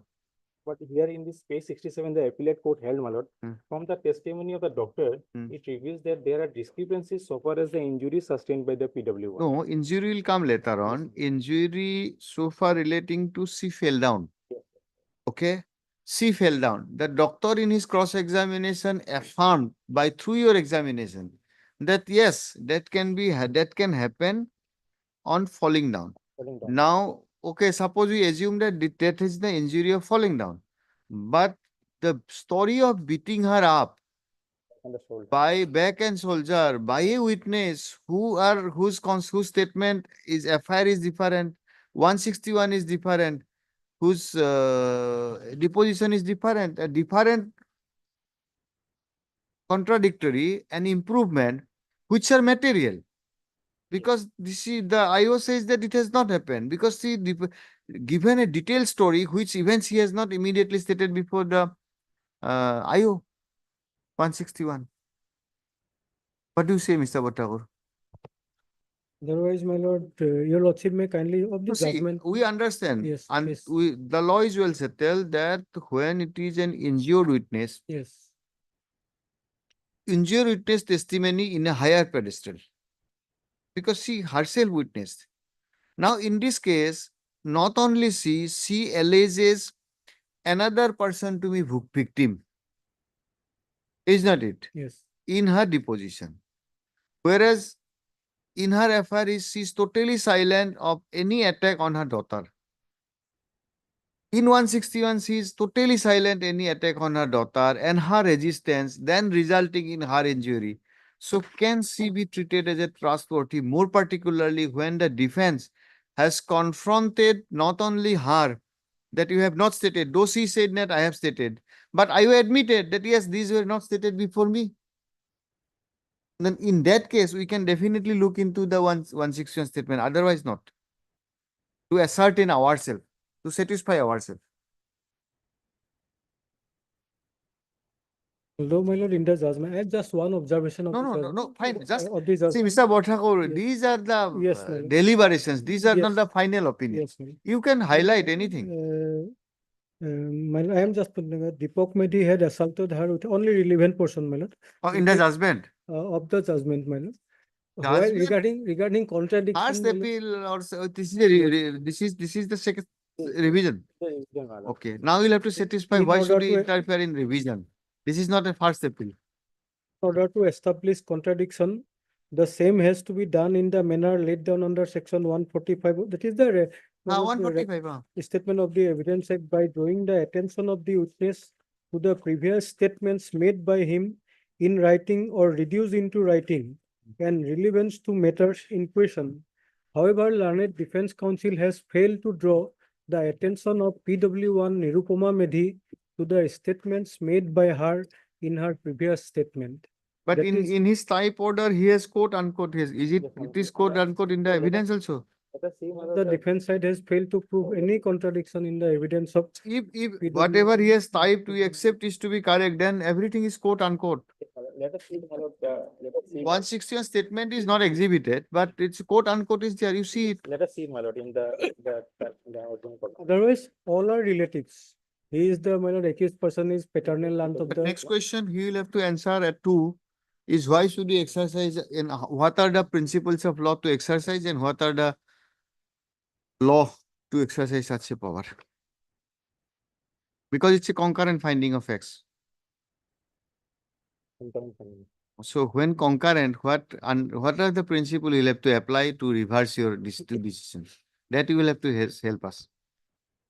Even if we agree with you. But my lord, in the instant case, my lord, this is the case, my lord, where, my lord, the evidence of PW1, my lord, which suffers from sufficient contradictions, my lord. And No, that we understand. Your whole argument is that a reasonable man would not have arrived at such a conclusion on the basis of such evidence. Therefore, it is perverse. And therefore, this court can exercise power and therefore it to show us some judgment. Yes, my lord. I will show one judgment, my lord. It is relating to, my lord, the benefit of doubt, my lord. It is in connection to. In 482, not in first appellate, not in criminal appeal. My lord. We are exercising power under revisional power. But this is a case, my lord, where, my lord, it went to Supreme Court, my lord. Thereafter, it was held, my lord. No, Supreme Court went from what judgment? My lord, it is a case, my lord, where, I'll just read paragraph, then after I'll explain. No, what I am suggesting is, please enlighten us on the principle of law. That under what circumstances we can interfere with a concurrent findings of facts and the sentence in exercise of a revisional power. When first appellate court is the last court for all determination all of facts and law. Last court. You are in a revisional court. You are in a more sticky wicket. We cannot sit as a second appellate, as a first appellate court. It is not in appeal in disguise. So show us judgments under what are the principles. This is the vital aspect. If you are satisfied also, then we'll have to go to that. At 2. At 2.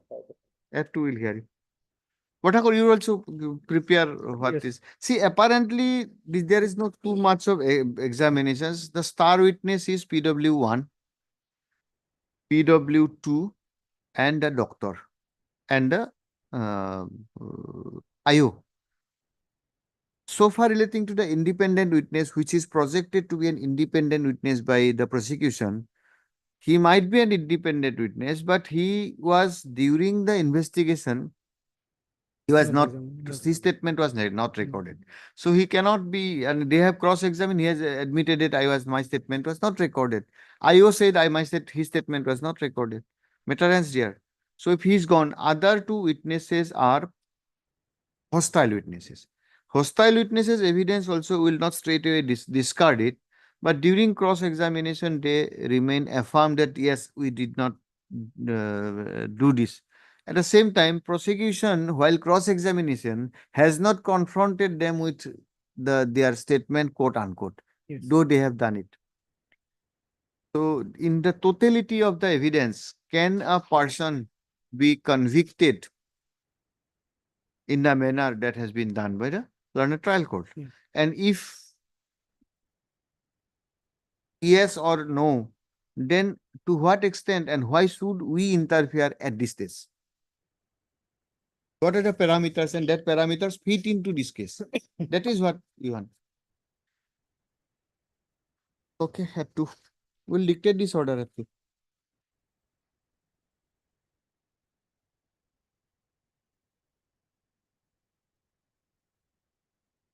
Are you having soft copy of this type?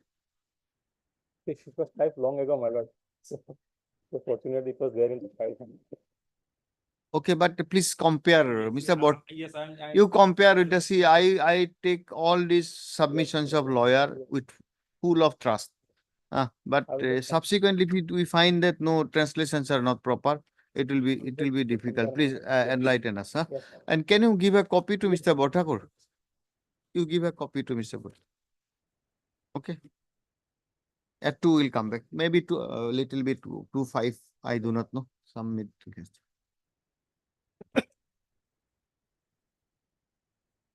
Yes. I find judgment, my lord, as per the lordship's query. Now, how is it he find that Yes, translation? yes, I have just compared, my lord, with my friend, my lord, Ah. that PW, this 8, my lord, that cross examinations, everything is okay, my lord. Okay. No, all other witnesses. All other witnesses, my lord. Whether the translation we can rely, that is what I am asking. Yeah. Anyway, yes, you just go through it. Yes. Yes, my lord, the lordship's query, my lord, regarding my lord.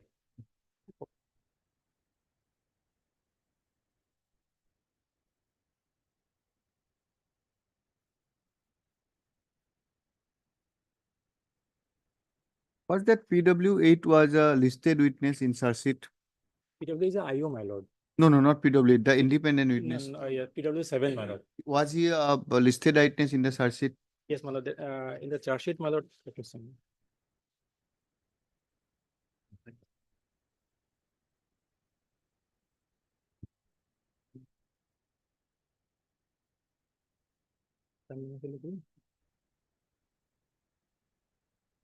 He's, Ratan Mehdi is not listed to witness, my lord. In charge sheet, my lord. Sarsit. I have annexed the charge sheet, my lord. Now, what will be your argument as regards his witness, both of you? My lord, I have also found one decision of the Supreme Court. Ah. Although, my lord, he is not a listed He witness. can be 161, examined. But his evidence cannot be discarded at all. At all. My lord, it cannot be said that her evidence in before the court is not at all admissible. However, his reliability should be tested along with while comparing with other. That is what that's the judgment I want. Because see, Regarding that, my lord, I have because to point out- his evidence can also be demolished by it is yes. not straightway, because ultimately though it is a surprise evidence, it is not listed, new thing is brought, but at the same time the defense will get a chance to cross-examine him. Therefore he is not totally discarded. Not totally I discarded. think that is the law. Yes. You also showed it. My lord, Yes. As regard to my lord, lordship's query, my lord. Which paragraph? My lord, may kindly see, my lord, the paragraph number 20, may kindly be seen. 20. 20, my lord. Actually, my lord, 12, 13, 18, 20. 20 may seen first, my lord. Yes, item 20. I will read, my lord. The jurisdictions of the court under section 397 can be exercised so as to examine the correctness, legality, or propriety of an order passed by the trial court or the inferior court, as the case may be. Though the section doesn't specifically use the expression prevent abuse of the process of any court or otherwise to secure the end of justice, the jurisdiction under section 397 is a very limited one. The legality, propriety, and correctness of an order passed by the court is very foundation of exercise of jurisdictions under 397. But ultimately, it also requires justice to be done. No, that is 397. But My do you application- say this is a 397? Yes, this application has been filed under 397. How can a 397? What was your application before? It was again appellate order. Yes, my lord. Against an appellate order, I have come before your lordship under section 401, read 397, my lord. Okay. The legality and propriety or correctness of an order passed by the court is a very foundations of an exercise of jurisdictions under section 397, but ultimately it also requires justice to be done. The jurisdictions could be exercised where there is palpable error, non-compliance with the provisions of law. Okay, fine.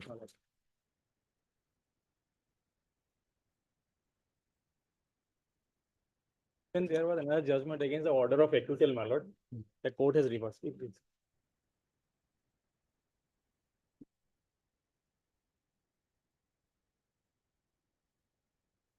Para 9, my lord, to 13, my lord.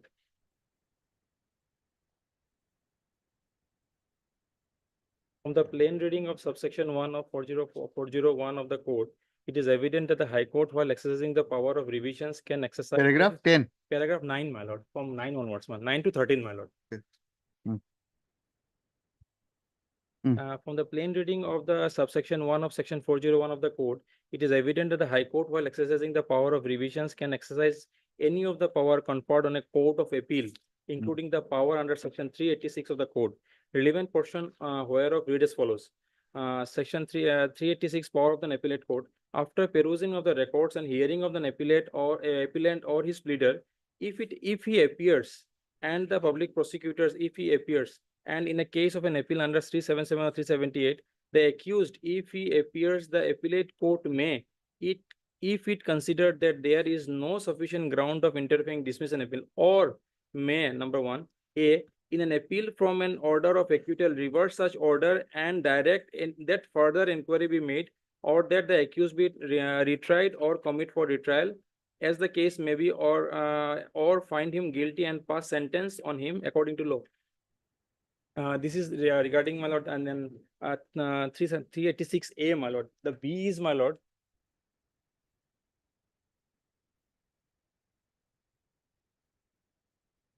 I'm just reading B because it is a case of acquittal, my lord. So only 386A has been, my lord. 3686A.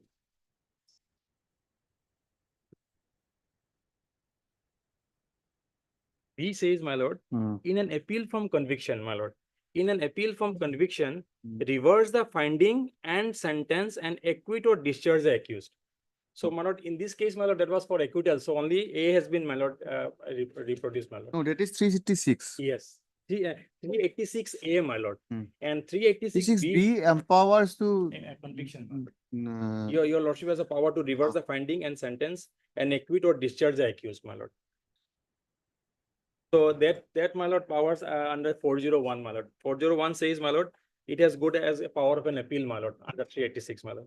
So section 386A does authorize the appellate court to reverse any of the order of acquittal, find the accused guilty and pass sentence on a person found guilty.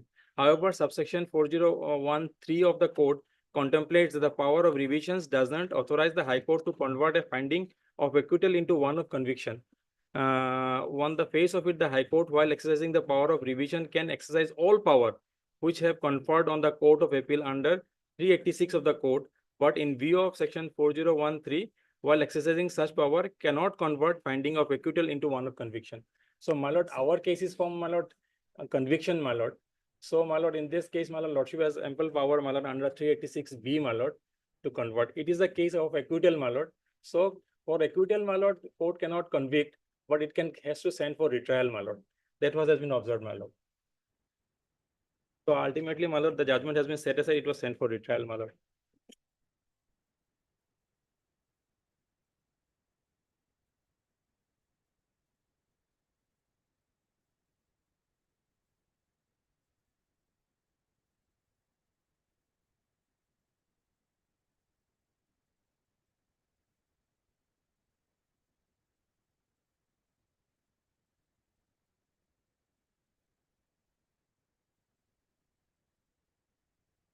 Okay.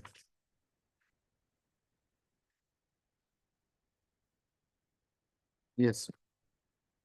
Now, what are your arguments? My lord, the apparent contradictions that I have stated, my lord, as regard the statement of PW1, my lord, in her 161 statement as well as in her deposition, my lord, because as she has stated, my lord, that when she was beaten, then only her daughter came. But in deposition, she make a story that after when her daughter was beaten and thereafter when she came, and thereafter, my lord, this daughter was already available at the spot at that relevant point of time. So there was a contradiction in that, my lord. The first contradiction, my lord. Secondly, my lord, she has stated in 165, 161 statement, my lord, that there was no bed with him, my lord. Cricket bed with it was hidden, my lord. The cricket bed, my lord, cannot be hidden, my lord. And thirdly, my lord, she was beaten on her head and on her back, my lord. But Yes. if you see, my lord, the evidence of the DW4, my lord, that is a doctor, my lord, lordship will find, my lord, there was an injury, my lord, only relating to eye, my lord. The injury is, my lord, some swelling of scalp and some pain on the left lower eyelid, my lord. So, my lord, doesn't make any injury. If we see the statement of the DW4, my lord, the position of DW4, my lord, lordship will see, my lord, it is specifically in the cross-examination, it has stated, it has deposed, my lord, I have not mentioned the size of injury sustained by the injured in my report. The swelling injury mentioned in my report might have been caused due to dashing and collision with hearts. I have not mentioned the age of injuries.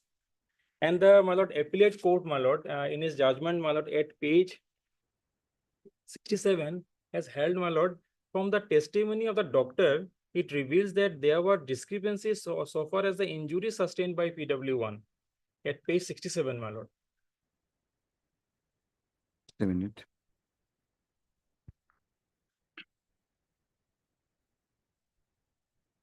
Benefit of that.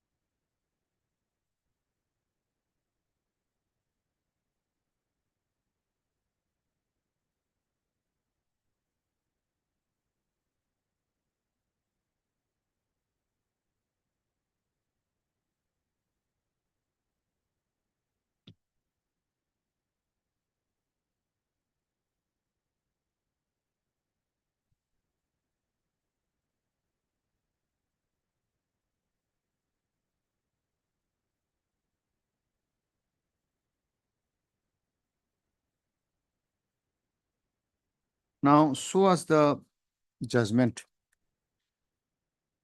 Where is the perversity and all?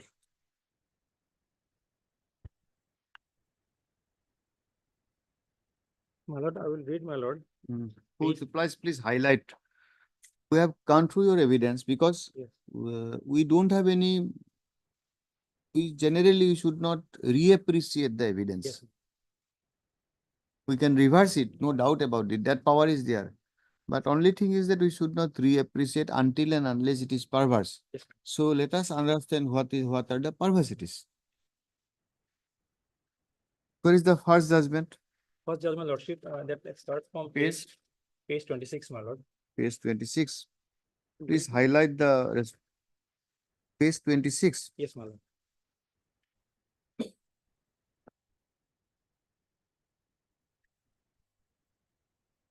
How PW1 was dealt with, PW1, PW2, and doctor was dealt with and their contradictions. Please show us that. Yes, my lord. I will just read from page 31, my lord.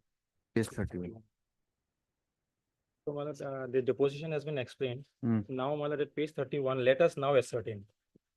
Just, my Wait, lord, wait, let us know. two paragraph from below, my lord. Let us now ascertain as how Nirupama Medi sustained aforementioned injuries and who was responsible for causing such injuries to her. The injured Nirupama Medi, deposing as PW1, has categorically stated that on 8/1/2008 around 3 p.m. accused Deepak Medi had assaulted her with a cricket bat in the courtyard of her house, causing serious forced injuries. The above evidence have been fully corroborated by the prosecution witness PW2 Rima Medi and PW7 Ratan Medi. As regard the date and time of occurrence, the place of occurrence, the weapon of assault utilized, and the involvement of the Deepak Medi in the said aspect. Weapon has not been seized, my lord. The learned defense has argued that PW2 Rima Medi is the daughter of injured Nirupama Medi, and thus the evidence ought to be disbelieved.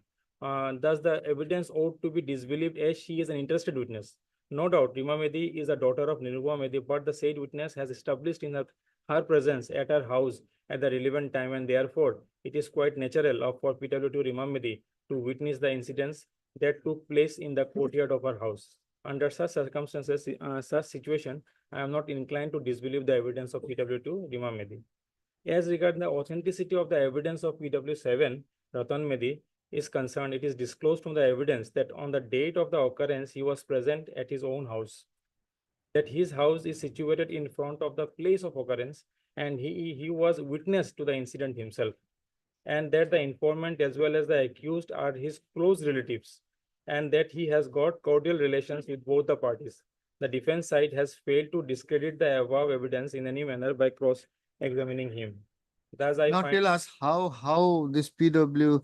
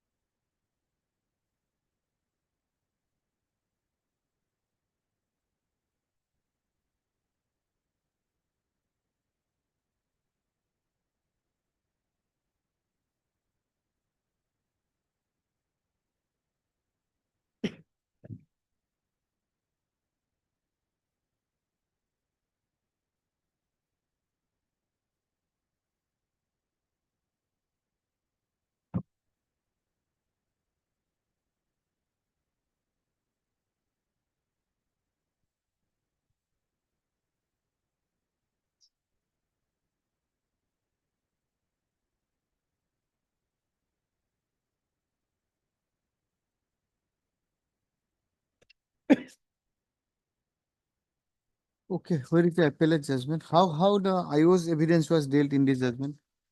I owe the evidence, my lord. While deciding this case, my lord, the evidence of PW 1, 2, and 7, my lord. Your judgment was not dealt with, my lord. I was not dealt My with. lord. And okay, I was not dealt with. And what about the appellate judgment? Appellate judgment, lordship, may kindly come to. It begins from, my lord, page 63, my lord. Page 63. Yes, my lord. Yes.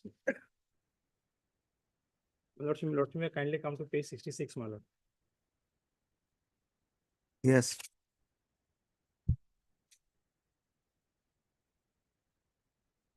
My lord, on perusal of the original case record, it transpired that the PW1 and PW2 are injured of the case, and they allege that the accused person assaulted them on the day of the incident, and other two witnesses are not the eyewitness to the alleged incident.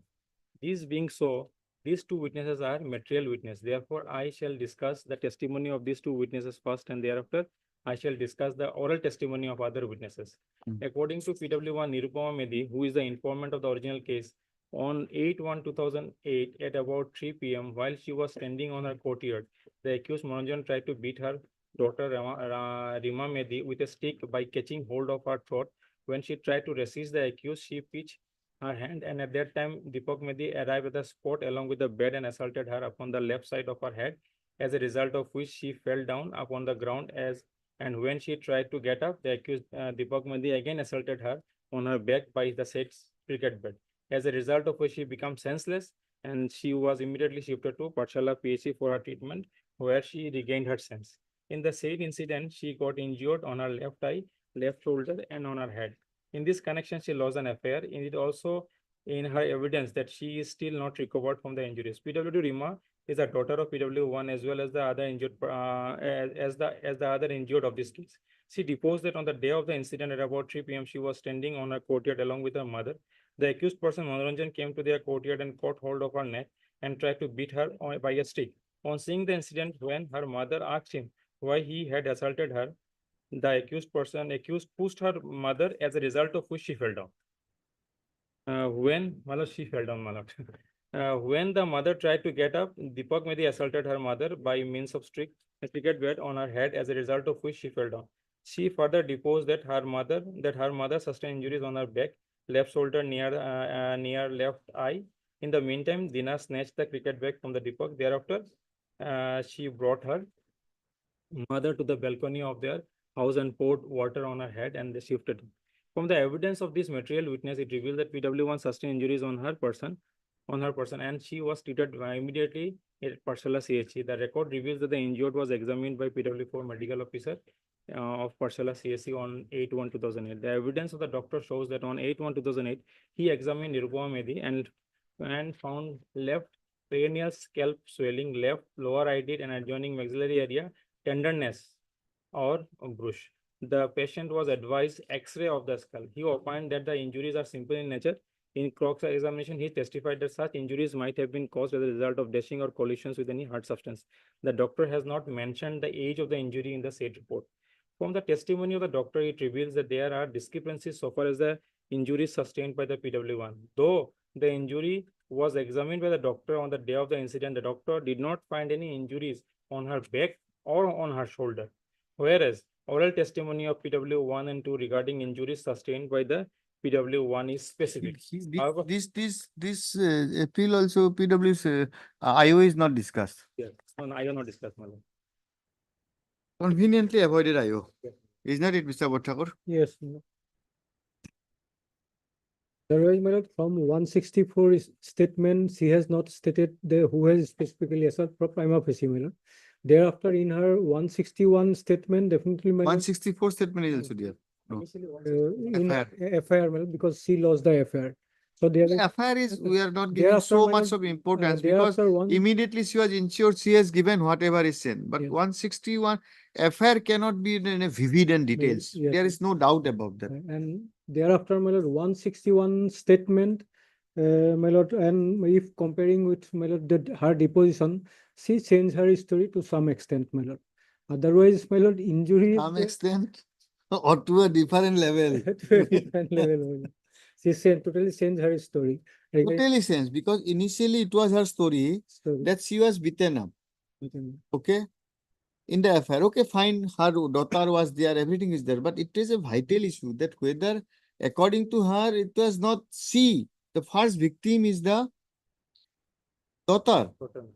Then when she objected, then she was beaten up. Daughter was not projected as the prosecution as injured victim. Her medical test was not done. But the trial court and appellate court says that she is the victim because she is an injured witness. Where is that has come? It is not a projection of the prosecution itself initially. She was not even medically examined. Okay, this is fine because she immediately went to the doctor on her own. But IO has not done any medical test of this victim.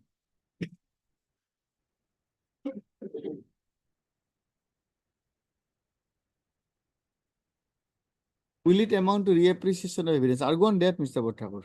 Well, otherwise, from the Argue on whether, that. my lord, from the findings of the trial court and the my lord, both the courts below, my lord, whether my lord, it can be said That it is perverse. totally defies my logic, my lord, and trial court comes That to a conclusion reasonable that- man would Yes. not have come into Yes, could my lord. not have come into such Yes. a conclusion on the basis of the material evidence. If that be so, we'll interfere. If that is not, we will not interfere. Hard in part, list it for further hearing. Let us apply our mind.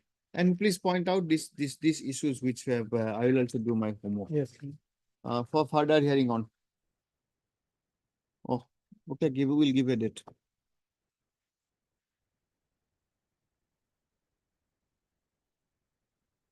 Please verify the translation with the evidence. If there is discrepancies, please correct it and give it to us. That is very vital, or otherwise I'll have to do all this. I will do, madam. Please. December first week. What Thakur? First week of December. Give a date, first week of December.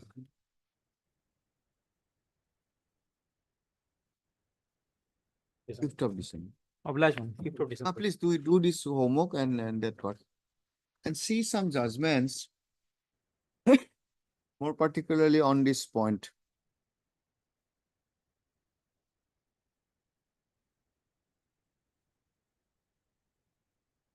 AR 1979 SC 663. 1999 2 SCC 452. Bhattakur. 1979. One is AR 1979 SC 663. Oh, yes. Another is 1999 2 SCC 452. Should be on 9th, my lord. Yes. Or Today my is- lord, today also is- 10. Is my lord 6th of It cannot go beyond 6th. Then it will be released from part hard. And we have already spent too much of time. On 4th or 3rd, my lord. 4th or 3rd? 3rd of December? 3rd of December. Oblige, man. Go through these two judgments. The principles are, I think, laid Yes. down Yes. Regarding exercise of revisional power in case of concurrent findings. Okay, and then you will have to fit in your case, whether it will amount to reappreciation of evidence or it is on the face so that reasonable man would not have concluded on this. There may be two grounds. One is that PW7 is not even discussed. His evidence was not even discussed, which was not PW7, that IO's evidence, which was not so vital. Yes. Just I'm giving I have not made out my mind. This is one aspect. Other aspect is what will be the procedure under 145 to contradict. Okay. There are some judgment which says you will have to quote unquote.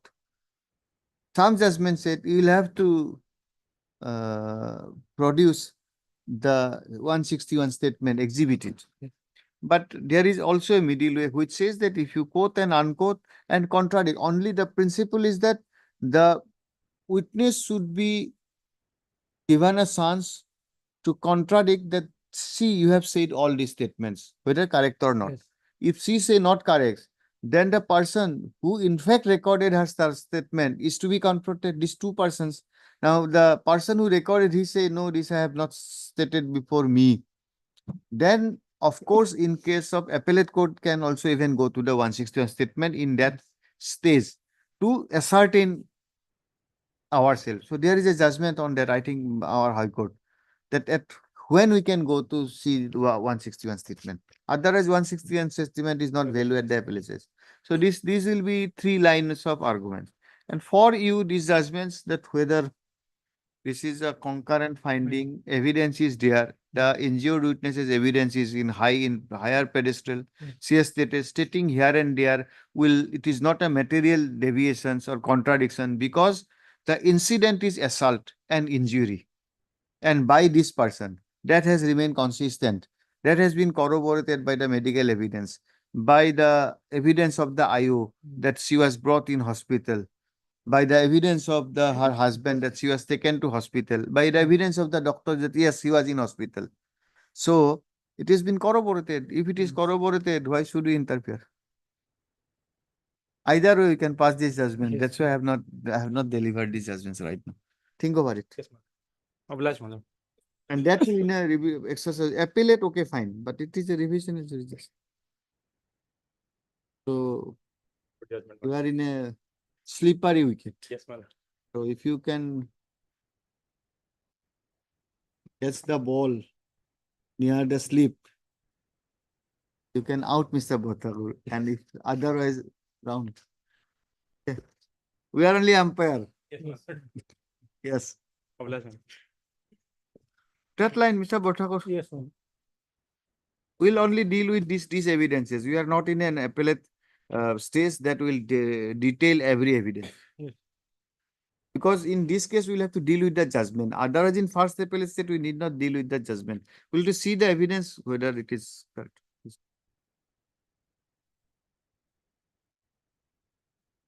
Heard in part, list this matter for further hearing on 3rd of December 2020. Next. Item 6.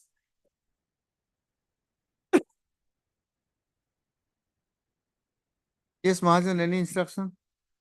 As per my instruction, the money has not been paid till now, my lord. And so execution in the year 2009-20. But suit is decreed. Execution. Execution was transferred to Hyderabad, my lord. So you get it done. Till now, it is there not no instruction that money has not been paid. my But lord. that is a different issue. I But only- there was a money suit, there was a decree My execution. lord, I only brought one judgment, my lord. Yes.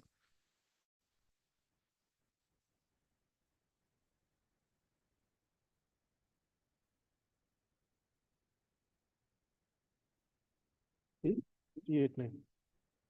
This paragraph 12, my lord.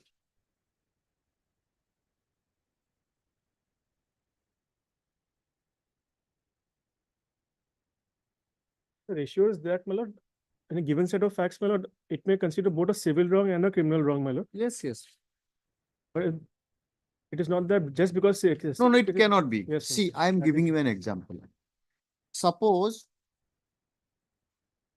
a person says that this is a cell deed Hmm. fraudulently executed by forging my signature. Okay, already there is a cell deed. And the person will have to file a civil suit for cancellation and declaration of that deed. That is a civil dispute. But that will not absolve the person who committed fraud from the criminal liability. Yes, my lord. So there is no quarrel about it. So there is a fine line between these two. Now in your case, admittedly, if we go all the facts which are vividly describes, it's a contract of supply of some raw materials Raw material. where they are having, you are having an industry, they were supposed to supply the raw materials. Certain amounts was transferred through RTGS. They supplied a little bit. Then they did not, then they returned some money, but something remained, 6 lakhs and not remained. So therefore they did not file, and therefore this is a cheating, so. Yes, ma'am. There is no specific statement that they have entered into this agreement with an initial deception in their mind, doing this, that. Of course, there are some statements, but which are Towards the- omnibus statement, last paragraph, quoting the provisions of the Paragraph 10, 11, and 12. paragraph 10 onwards. 10 onwards. So it is not relatable to the facts. There is no whisper. Even pleaders notices are given. Admittedly, there is a dispute. They failed to supply. They returned some money. They did not rest of the amount. A civil suit was filed during pendency. That has also been decreed. So I do not think any fruitful purpose will be served to continue with the prosecution. Anything you want to add? My submission with that. Yes, that will heard. Made out, my lord. Mr. Deka, learned counsel for the petitioner. Also heard Mr. Mahajan, learned, On behalf of Mr. NJ Das, my lord. My name is not- heard Mr. Mahajan on behalf of Mr. N.J. Das.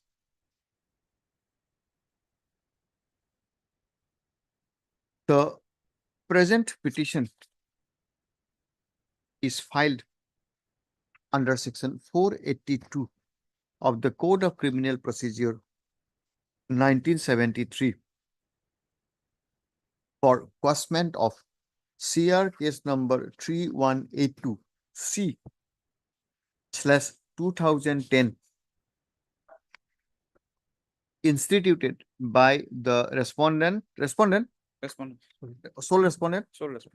by the sole respondent under section 405/406/415 of the IPC. Full stop.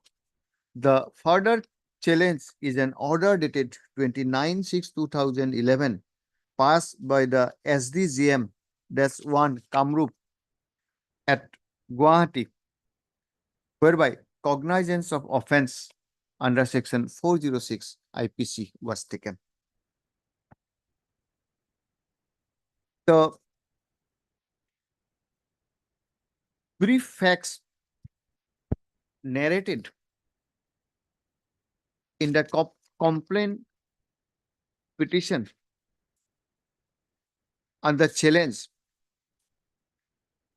discloses the following facts. This discloses the following allegations. Facts and allegations.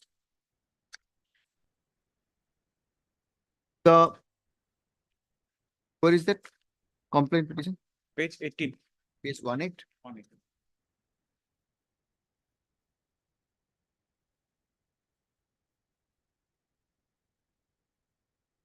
The complainant is a company incorporated under Companies Act 1956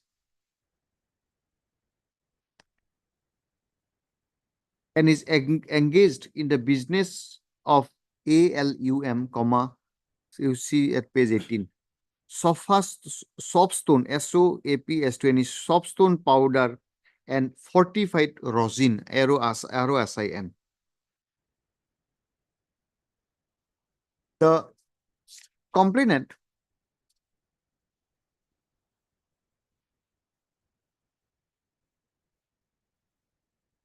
and the accused persons, the accused are the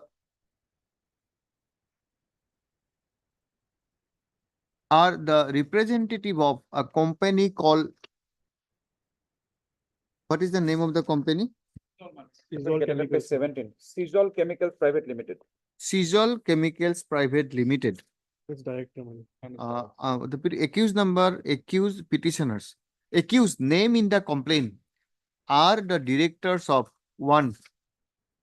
No, my lord, the petitioner number 2 is the director. Okay. And the petitioner number 1 is the company.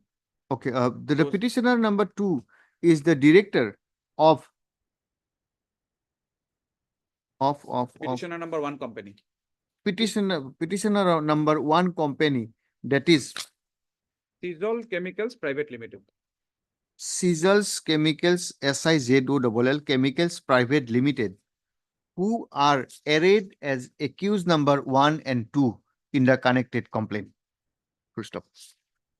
According to the complainant, there were business dealings between the parties, and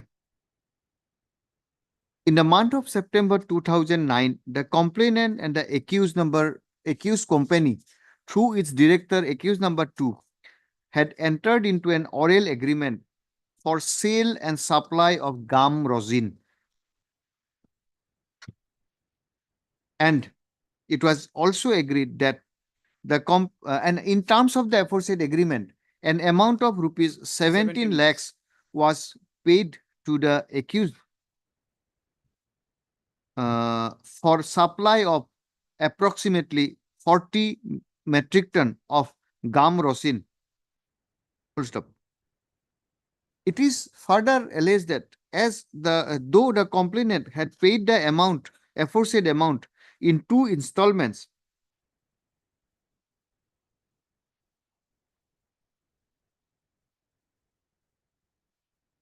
through bank transfer, only the supply of gum on gum rosin of gum rosin of rupees 506,626 was only supplied in 2 consignments on 11/10/2009, and thereafter balance materials were not supplied by the accused. and subsequently returned an amount of rupees 5 lakhs to the complainant and promised to return the remaining amount of rupees 6 lakhs 93,364 within a month. Though it is further alleged that though the accused person promised to return the aforesaid amount, they did not return, and accordingly the complainant by their emails issued on different dates request ranging from March 2010 ranging from 18th March 2010 till 27th till 27th of March 2010 requesting the refund of balance amount within 31st month. However, such amount were not received. Thereafter, in the month of June, precisely on 5/6/2010, the complainant issued a pleader's notice, which was duly served upon the accused number 1, but thereafter also no such amount was not returned, did not return. And it is alleged that the accused person had with dishonest intention did not refund the said amount and converted the same for own use, and accordingly another statement of accounts was sent to the accused number 1. There are certain statements in the complaint that accused has fraudulently and dishonestly induced the complainant to advance payment, etc. Accordingly, the complaint was filed. The learned magistrate, after receipt of the complaint, recorded the statement of the, where is that 200 statement? Anything is there? Cognizance order is there. Cognizance order is there. 200, anybody, 200 with them? Very vital. Any record is there with this case?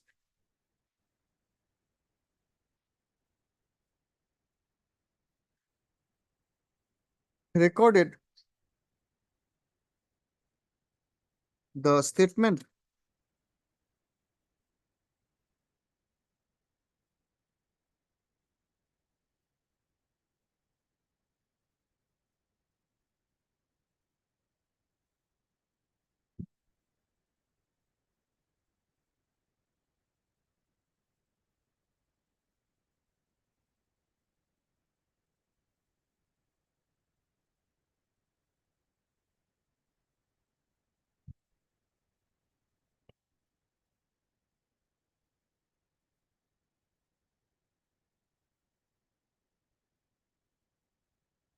what is the date of cognizance?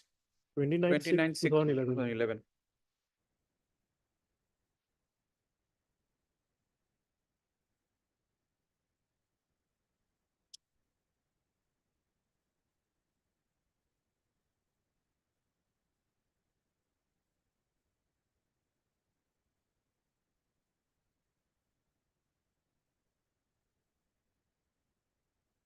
Where is that initial deposition?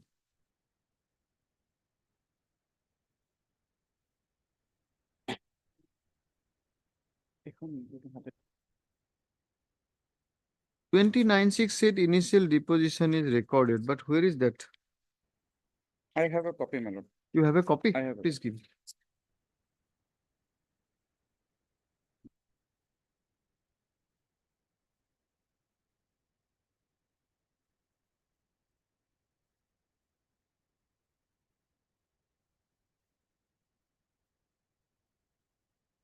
The learned magistrate recorded the statement of the managing director of the complainant company under section 200 CRPC on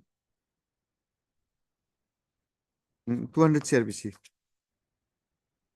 29/6 at the bottom, my lord. ROEC. 29/6/2011. In the aforesaid statement,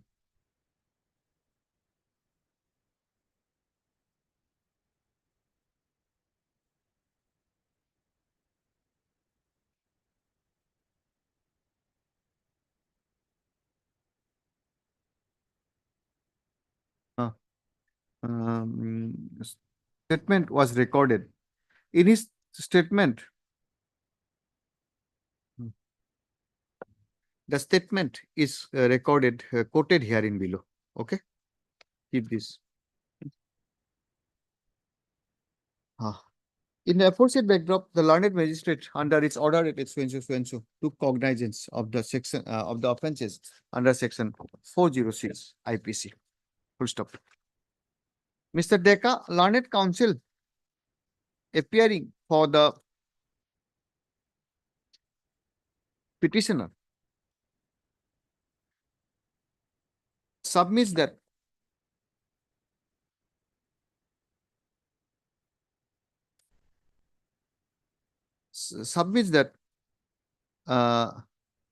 the learned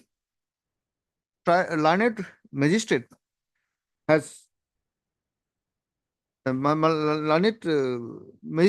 has had taken cognizance of an offence under section 406 IPC without application of mine, inasmuch as even if a bare reading of the complaint petition as well as the initial deposition recorded under section 200 CRPC, even if treated to be correct, the same would go to show that the purported dispute raised is a dispute of a civil nature where recovery of money is claimed, and therefore recovery of money is claimed, and admittedly a portion of the amount was returned by the accused petitioner. Therefore, such civil dispute ought not to have been treated as an offence under section 406 IPC. Full stop. The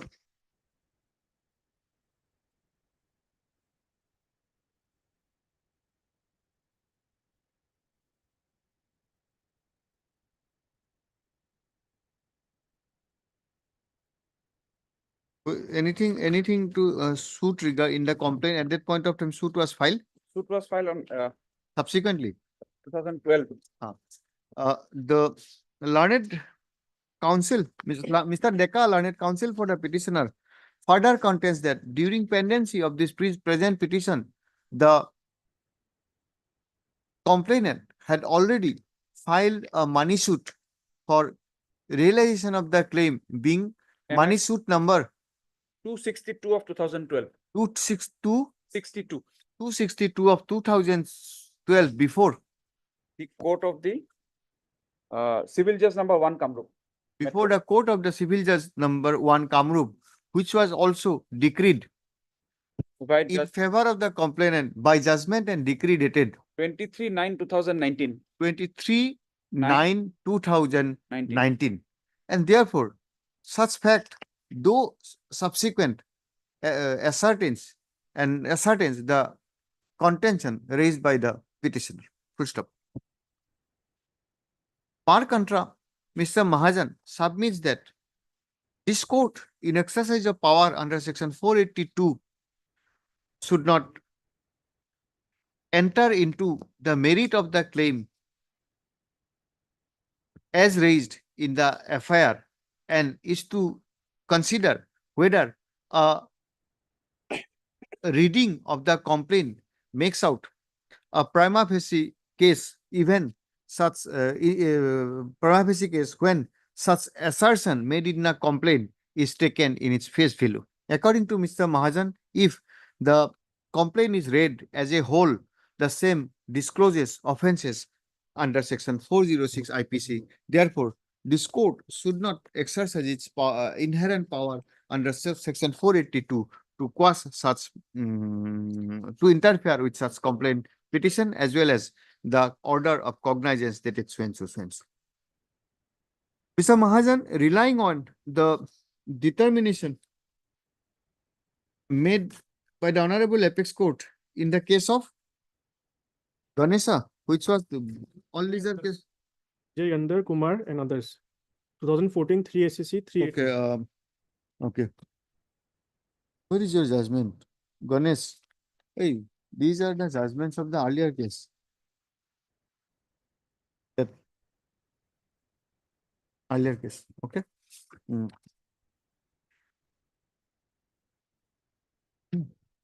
Another copy.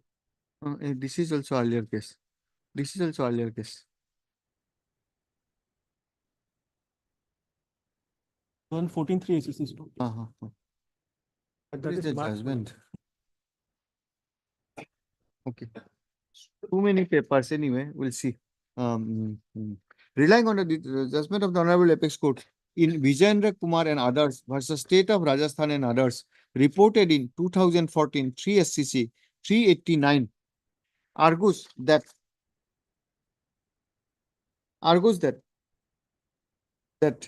in the given sets of facts, though it may look alike a civil wrong, and though the civil remedy has already been availed by the petitioner by way of filing, not the petitioner, by the complainant respondent by way of filing money suit number so and so. However, the same shall not automatically make the complaint, that shall automatically make the complaint liable and susceptible for interference in exercise of power under section 482, more particularly in the given facts of the case that the complaint prima facie discloses as offense under section 406 IPC. Therefore, Mr. Mahajan contends that the present petition should be dismissed and the complaint should be allowed to be proceeded. Just a minute. I have a judgment, madam. Which one? 2009 14 SCC 696. Mr. Dalip Kaur. In earlier, Para-10. in earlier, Mr. Deka, in support of his contention, places reliance on the determination of the Honorable Apex Court made in Dalip Kaur and others versus so reported in 2009 14 SCC 696 and contends that paragraph 10 9 and 10. Contents that 10, madam. the contents that there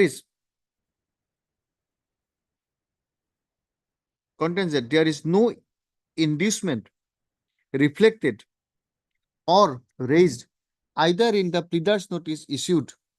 No inducement on the part of the accused has been raised either in the complaint or in the pleader's notice issued earlier.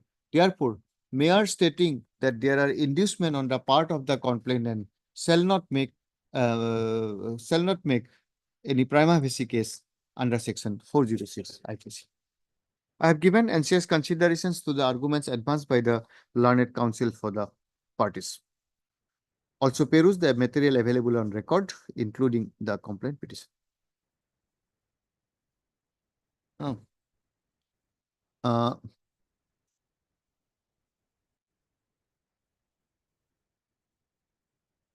Then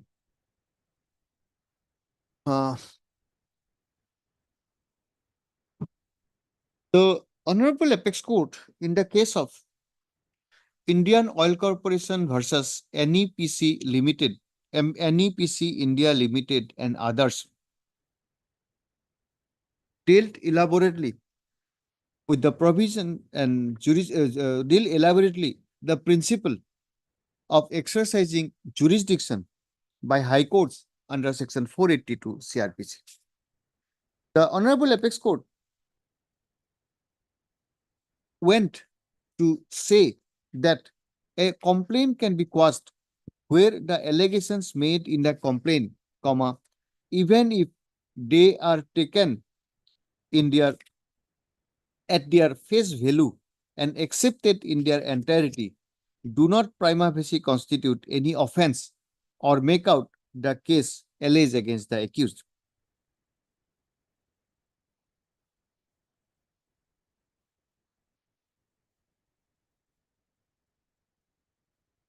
It was further held that such a complaint can be quashed when the proceeding is found to have been initiated mala fides / malice for wreaking vengeance or to cause harm, or where the allegations are absurd or inherently improbable.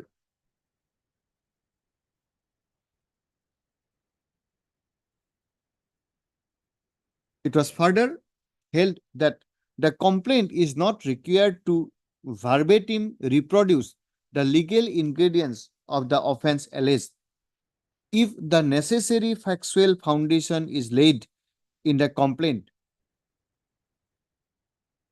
Full stop.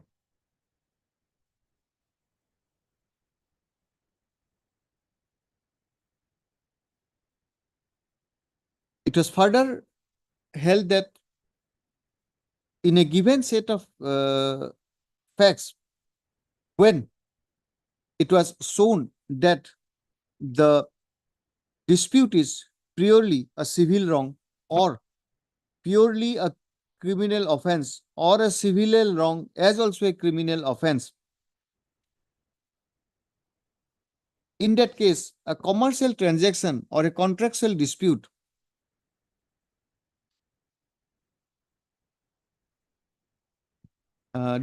apart from furnishing a cause of action for seeking remedy in civil law may also involve a criminal offense. Full stop. It is equally well settled that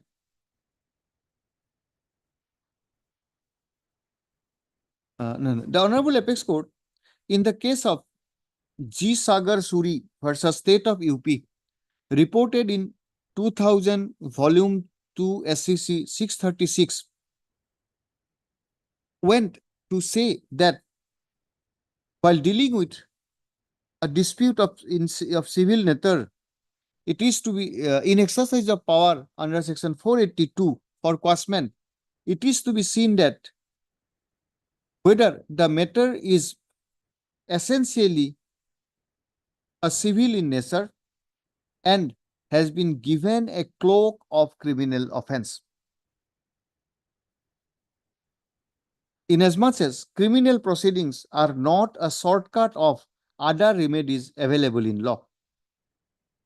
It was held by the Honorable Apex Court in the said case that before issuing a process, a criminal court has to exercise a great deal of caution for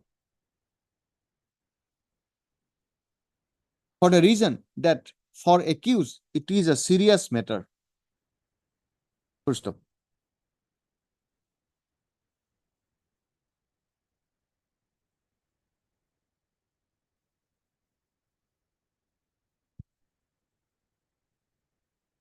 Now, coming to the case in hand,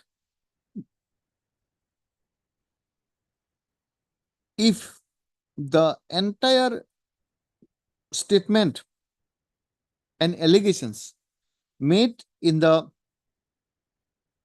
complaint are taken at their face value and accepted in the entirety, what is seen is that there is an agreement for supply of certain raw materials, within bracket gram rosin, amounting to rupees 17 lakhs, which and out of which the petitioner herein could supply gram rosin amounting to rupees 5 lakhs. Please help us in this.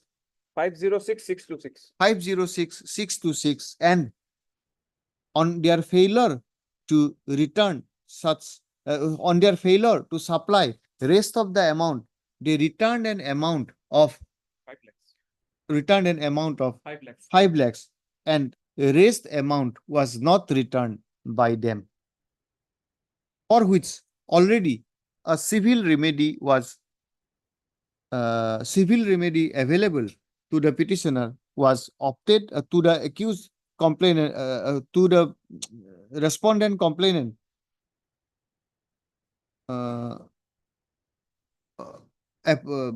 availed and also obtain a decree in that regard. Full stop. The verbatim production of some allegations in paragraph 10, paragraph 10 onwards. 10 10, onwards, 11, 12, 10, 11, 12, 13 and 14. Madam. 13 and 14 in the considered opinion of this court nowhere discloses any statements as regards inducement on the part of the any material which suggests commission of any offense under section 406 IPC. The learned magistrate in a mechanical manner in the considered opinion of this court, has issued the process on the basis of the statement recorded under section 200 CRPC. The bare perusal and reading of the statement recorded under 200 also in the considered opinion of this court, also if it is taken at its face value and accepted to be correct, shall also not make out any case under section 406 IPC. This court, in the given facts of the present case,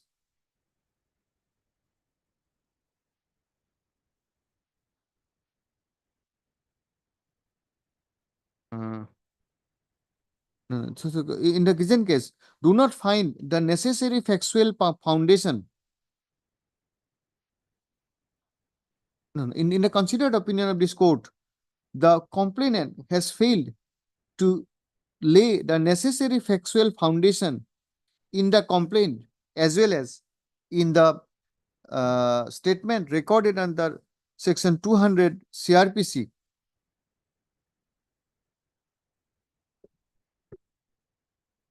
To satisfy the magistrate to take cognizance under section 406 IPC. In the given facts of the present case, in the considered opinion of this court, the dispute is purely a civil wrong and there is no ingredients or any there is no ingredients of any criminal offense.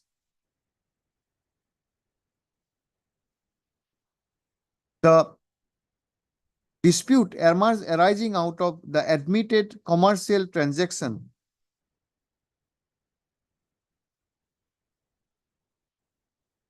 commercial transaction has already been ended in a decree in favor of the informant, though Mr. Mahajan submits that till that decree has not been executed, but the same cannot be ground for interference with the same cannot be a ground not to exercise its power under section 482 when this court has found, as recorded herein above, that no case under section 406 IPC is made out on bare perusal of the complaint as well as on the perusal of the statement of the managing director of the complainant company under section 200 CRPC. In view of the aforesaid findings, this court is of the unhesitant view that this is a fit case where this court should exercise its power under section 482 CRPC to quash the proceeding of so and so ordered accordingly. Obliged.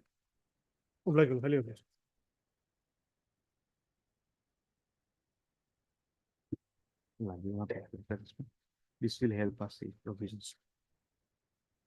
Yes, what is the next now? LCR be returned back.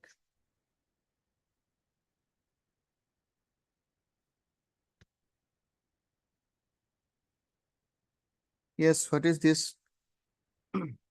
How many matters are left?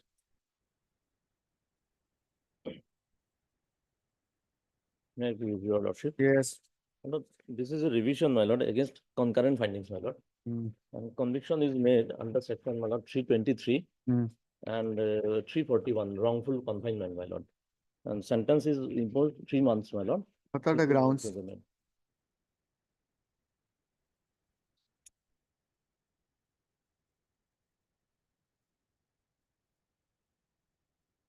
Look, I am mainly relying, my lord, in this case, that, my lord, evidence, my lord, what is in there, my lord, available, both the courts below have completely overlooked, my lord. So it is a case of perversity. Otherwise, I would not, I have seen the previous case also, my lord. Similar things, my lord. Same principle is also applicable here also, my lord. In this case, my lord, altogether 6 witnesses are there, my lord. PW1 is the informant, father of the victim, my lord. He said that on a particular day, he was at his home. And in cross-examination, he said that he was watching a football match in a nearby field. Okay. So his evidence cannot be relied on. But the fact is that allegation is that, my lord, his present petitioners 5 in numbers, they have inflicted injury on his son, my lord, victim. Victim is the PW5, my lord. So, my lord, PW1 informant's evidence cannot be relied. Then PW. What the PW5 says? Yes, I'm coming, my lord. Yes. Now, my lord, PW2 is the. This is only a bird's eye view, just to understand how to proceed. Yes, my lord. And PW1 informant has admitted that, my lord, in a previous civil dispute, my lord, civil case, he deposed against the petitioner number 1, my lord, accused number 1. In a civil case, as a PW9, he witnessed. He was a witness, my lord. So previous enmity is established, my lord. That part has been completely overlooked by both the courts below, my lord. Now PW5, my lord. If we go by only relying, so if he is the star witness, if we consider that what he has said, then, my lord, in that case, my lord, his evidence cannot be relied, my lord. How, my lord? I am saying, my lord, he said that he was beaten up by bamboo sticks and rod, and his head was almost, my lord, he received major injuries, my lord, sustained injuries, my lord. Medical officer PW4, he has said that there was only one simple injury on the head that could have happened due to struck by a pebble stone, my lord. So there is no other injuries found in the entire body, my lord. IO has not recovered either sticks or rod, my lord. Then another part is that, my lord, PW5, that is victim, he has said that after receiving the injury, he stayed in the Haila Gandhi Civil Hospital for 2 days. Thereafter, he was referred to the Silchar Medical College, my lord, where he stayed for 7 days, my lord.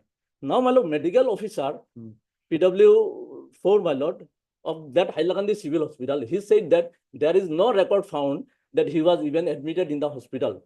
And IO has said that he was not aware of anything regarding his stay in Haila Gandhi Civil Hospital or the reference to the Silchar Medical College, my lord. So entire evidence of the PW5, my lord, that is totally unreliable, my lord, untrustworthy, my lord. So nothing remains. There are no independent witnesses. All witnesses are related witnesses, family members, my lord, close family members. And it was incident occurred in the broad daylight in the month of June at 5 p.m. evening, my lord. That was my lord, broad daylight. And now, how this evidence were, why the, according to you, how it was dealt with by the Bodla court below? Yes, my lord. How the learned trial court, why this court, how it is, what was dealt with these discrepancies and evidences? Yes, my lord. Learned session judge has, my lord, while analyzing these evidence, my lord, learned session judge, my lord, that he has discussed, my lord, in page 27, my lord. I am reading that part, my lord. In the instant case, the injured is the most material witness of the case who has been examined at PW5. Ekhlasuddin, his name. He deposed in his evidence that on the date of incident around 5 p.m., after watching a football match, he went to bring back the buffalo grazing in the field, and at that time, accused Zakir Hussain restrained him and charged him for damaging their embankments. On being protested by PW5, accused Aftabuddin instructed the other accused persons to catch him, and accordingly, he was caught hold of, and the accused Zakir Hussain, Farooq Ahmed assaulted him with lathi, and the accused Alta and Anwar Hussain inflicted blows with rod. Thereafter, he fell down after profuse bleeding and became unconscious. he gained census in the civil hospital. He was in the civil hospital for few days. And thereafter, he was referred to Silchar Medical College Hospital for better treatment, where he took treatment as indoor patient. In cross-examination, he stated that he cannot specifically state the number of injuries sustained by him. After discharge from Silchar Medical College Hospital, he came to Hailakandi and gave his statement before the police. Defense put so many suggestions to him, which he denied.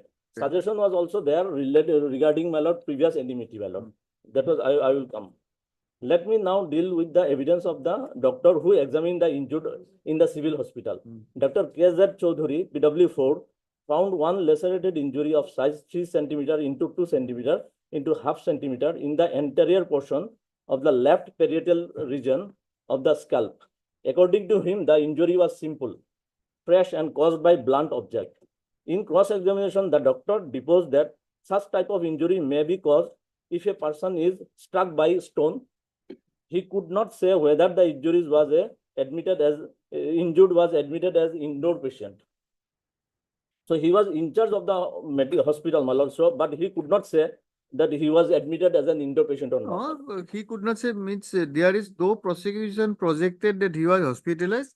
Prosecution did not bring any material to suggest that he was hospitalized either in Hailakandi or in Silchar, except the statement of the victim, which was not supported by the doctor. This is your argument. So it is a perverse finding. And any other thing? And another thing is that, my lord, allegation was that his buffalo, victim's buffalo, had broken the canal of the present accused persons, my lord. So accordingly, he was beaten up, my lord. But IO visited the place of occurrence and found there was no canal. Please tell us before that, evidences are in Bengali or in Assamese? In Bengali, my lord. In Bengali, and how is the handwriting? Handwriting, I can read, my lord. You can read. Bengali, I can also read, but I do not. Legible, my lord, legible. Legible. But Can you do a translation for Mr. Bothakur? Not for me. And we'll fix this matter on 3rd of December. There is a written argument also. I briefly prepared, my lord. No, see, evidence is important, no? At least Bothakur will have very difficulty in reading this. I know that. Isn't it? I can read this, but please do it. We're fixing it on 3rd. I understand your whole case is that though injured eyewitness is placed in a higher pedestal, but this witness cannot be treated to be untrustworthy because he has deposed in such a way the corroborative evidence nowhere goes near such evidence. And above all, his statement that he was hospitalized for 2 days, then for further at Silchar has not been supported by the other prosecution witnesses.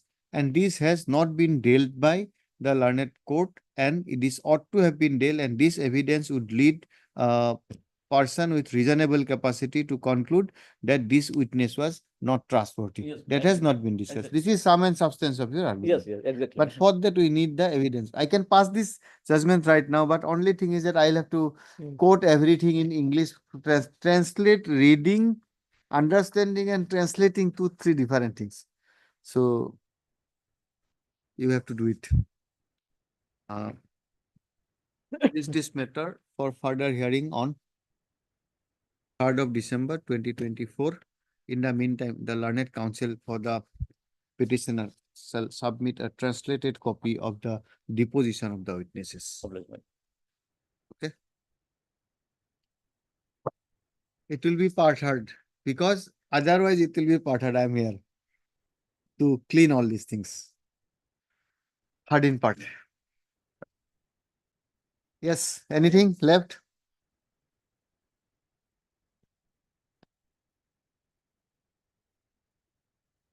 Yes. What is your case? In this case also, the positions are in Bharnakula in Bengali or No, please tell us what is the case. Case is that When we will consider that we need to reappreciate the evidence, then only My lord. we will go for testimony. Tell us what is your case. This is that your lordship, is a petitioner has been convicted and sentenced under section 353 of IPC, your lordship. Ah. Victim was a police personnel, your lordship, constable. He was hit by the petitioner in his head by a stone. That was the allegation, and lordship, on appeal, the sentence was upheld but reduced to 6 months. Initially, it was given for 1 year by the learned trial court, and then Who are the witnesses? The constable. witness is the victim And victim and as PW1, his co-constable colleague as PW2, and other independent witnesses. why he is stone pelting? Why he fell stone? No, lordship. What is the allegation? Allegation You is- know, we know that. Your Sorry. case is that no. But what is their allegation? Allegation is that, your lordship, there was a tea garden area, your lordship, and on that day there was raining, your lordship, and there was some commotion and quarrel between the petitioner and some other persons. And he was in duty, the victim was in duty on that day and in a bazaar, your lordship. And he went there and he make them understand and disperse the commotion, your lordship. Subsequently, at around 7 PM of that day, the petitioner from behind hit him with a stone in his head, and he fell down front side and lordship, and thus he sustained injury. And that he lost an affair on the next day. Okay, He was now what medically is why his evidence is not trustworthy? He himself stated that he has not seen who has, and he himself stated that people in a drunken position, your lordship, whether they are used filthy languages, and in between that time, your lordship, the petitioner, people say petitioner has hit him from backside. He has not seen. Even the independent witnesses did not corroborate his evidence, your lordship. But so far as medical evidence is concerned, medical report is So concerned, according your to you, though he is an injured witness, there is no eyewitness. No eyewitness. To pinpoint you that it is you. Now, how it was dealt by the magistrate, by the trial court? That part has not been considered, your lordship. My lord, from the PW1, my lord. PW1 says that I have not seen. Not seen, my Now, lord. who has identified him that he has thrown the stone? He said that he identified, my lord. Huh? Two incidents took place. No, two First, incident. One is first the commotion. Commotion. See, I have not Subsequent- opened the file, Yes. just what his argument. What I could understand from this 5 minutes is that there is two incident alleged. One is the first, at the first point of time, commotion between parties, which was controlled by the My lord. victim. Then subsequently in the evening, At around this 7 person thrown a stone My lord. in his head, so he got injury. My lord. Injury was corroborated by the medical evidence. My lord. Okay, fine. My lord. But his argument is that, okay, injury may be corroborated, but who committed, this is not established, who committed the offense. My lord. For the reason that the No, vic- no, I did. victim himself has said, I have not seen anybody, and there is no other eyewitness. So therefore, on the basis of such evidence, this is an perversity. This is your case. My- What you say? my- Did he say that no, he has not seen My anybody lord, he has identified the accused person, my lord. subsequently? When? From the statement of the victim. In a deposition? My lord, deposition. Yes, what you say? In the cross, your lordship, he has stated that. Cross, what is it? So you want to say that, read it? You know how to, আমার duty করাকালীন কিছু লোকে মুখে অশ্লীল ব্যবহার করে অন্ধকারের মধ্যে কে আমার মাথায় মারিয়াছে আমি দেখি নাই। and what is his chief? If he has implicated, your lordship.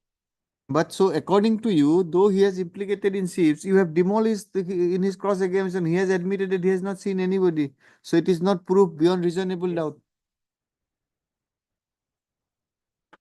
Yes. My lord, but from the statement of the, my lord, we are.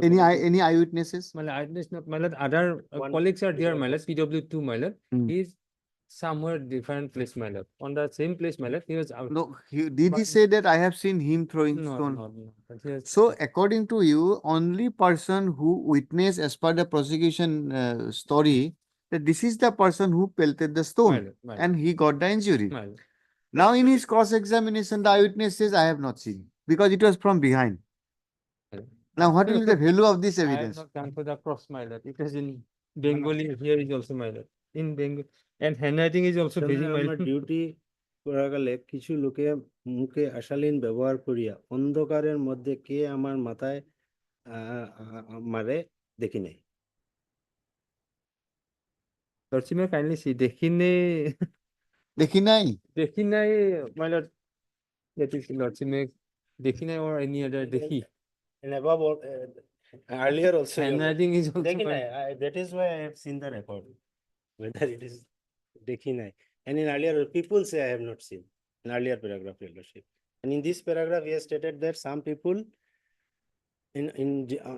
on a drunken stage used filthy আমাকে languages. পিছন দিকে হইতে কি বস্তু দিয়ে মারে জানি না, কিন্তু অনুমান পাওয়া যায়।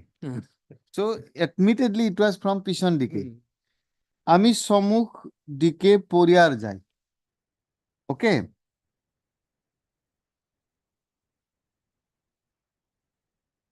লোকজনকে আমি চিনিতে পারি নাই।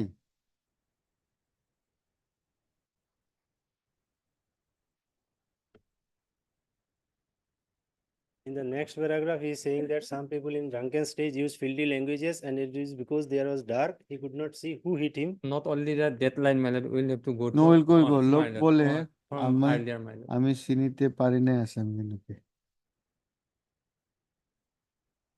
Position, he is তারপরে কোন অনেক মানুষের ভিড় হয় আর আমি একটি লোককে ধরতে পারি না। পারি নাই।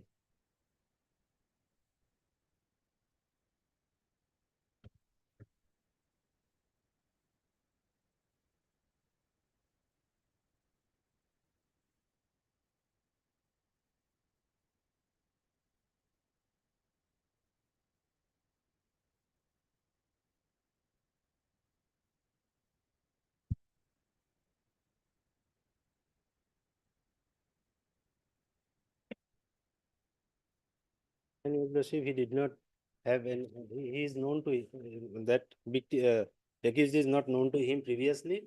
From last 6 months, he was there in that outpost, and his command certificate has been seized. Next, he's along with his colleagues, command certificate has been seized. That You translate it properly. No. Huh? The learned counsel for the petitioner, Mr. Swenso, learned additional public will submits that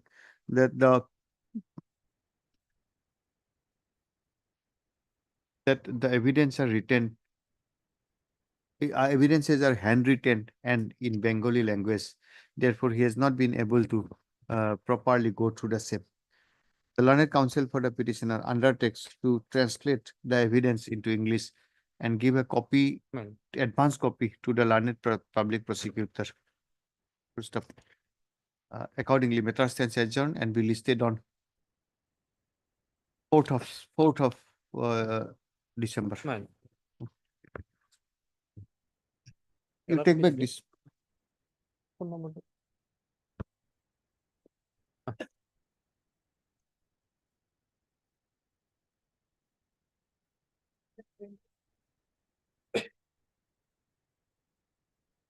Yes, Pansali.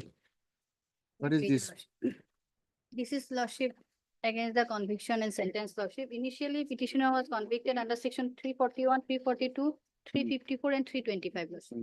And in appeal, Lordship, 354 set as acquitted, Lordship. Okay. And 341, Lordship, fine 500. And 342 RI for 1 month. And 325 altered, Lordship. And under section 323, that was 3 months only. Okay. What is the allegation? Allegation, Lordship, on the basis of evidence of victim and one eyewitness. He was convicted, Lordship. But my plea is there is a plea of LEB is there, Lordship. I have given evidence of 4 witnesses, Lordship, including myself, Lordship. That was not properly considered by both the courts below. In fact, trial court did not at all discuss regarding the evidence of TW, but appellate court discussed, but that was discarded, Lordship. And PW, eyewitness, PW3, Lordship, his presence is not mention anything regarding his presence by the victim lordship. So, according to you, what is the statement of PW, that victim? Victim is PW2. PW2. Yes. Her statement remain constant. Yes. Okay. But Now- there is some contradiction because Okay, we'll come to that contradiction. Now, who lost the FIR? The mother. daughter lordship. Daughter lost the FIR. FIR. PW5. You are for Mr. The daughter. Daughter. Then PW3 is the eyewitness. He is the neighbor lordship. what is his He evidence? stated that he showed the incident lordship, but nobody stated about his presence lordship. In fact, victim also, nothing stated. So according to I you, also stated nothing about his presence. so he was a son's witness. Son's witness He lordship. was a son's Because there are witness, some, but there are some his- cases pending between lordship. he is a son's witness and his presence is not disclosed by the other witnesses. So this is a vital aspect of the matter which is ignored. Ignorant. He, And when is to be, the son's witness always is to explain under what circumstances he was there. Was anything that how he was in the place? no, nothing. Okay, this was a suggestion, anything saying that you have not disclosed that he was present to the victim. No. In fact, there was suggestion is that lordship, there are some cases pending lordship because Only that much, he- but there is that a between- point you are arguing that he was not even present. Was there any defense by the accused that he was a son's witness and his name was not taken, so his evidence is doubtful? His evidence cannot be relied. This is one aspect of the matter.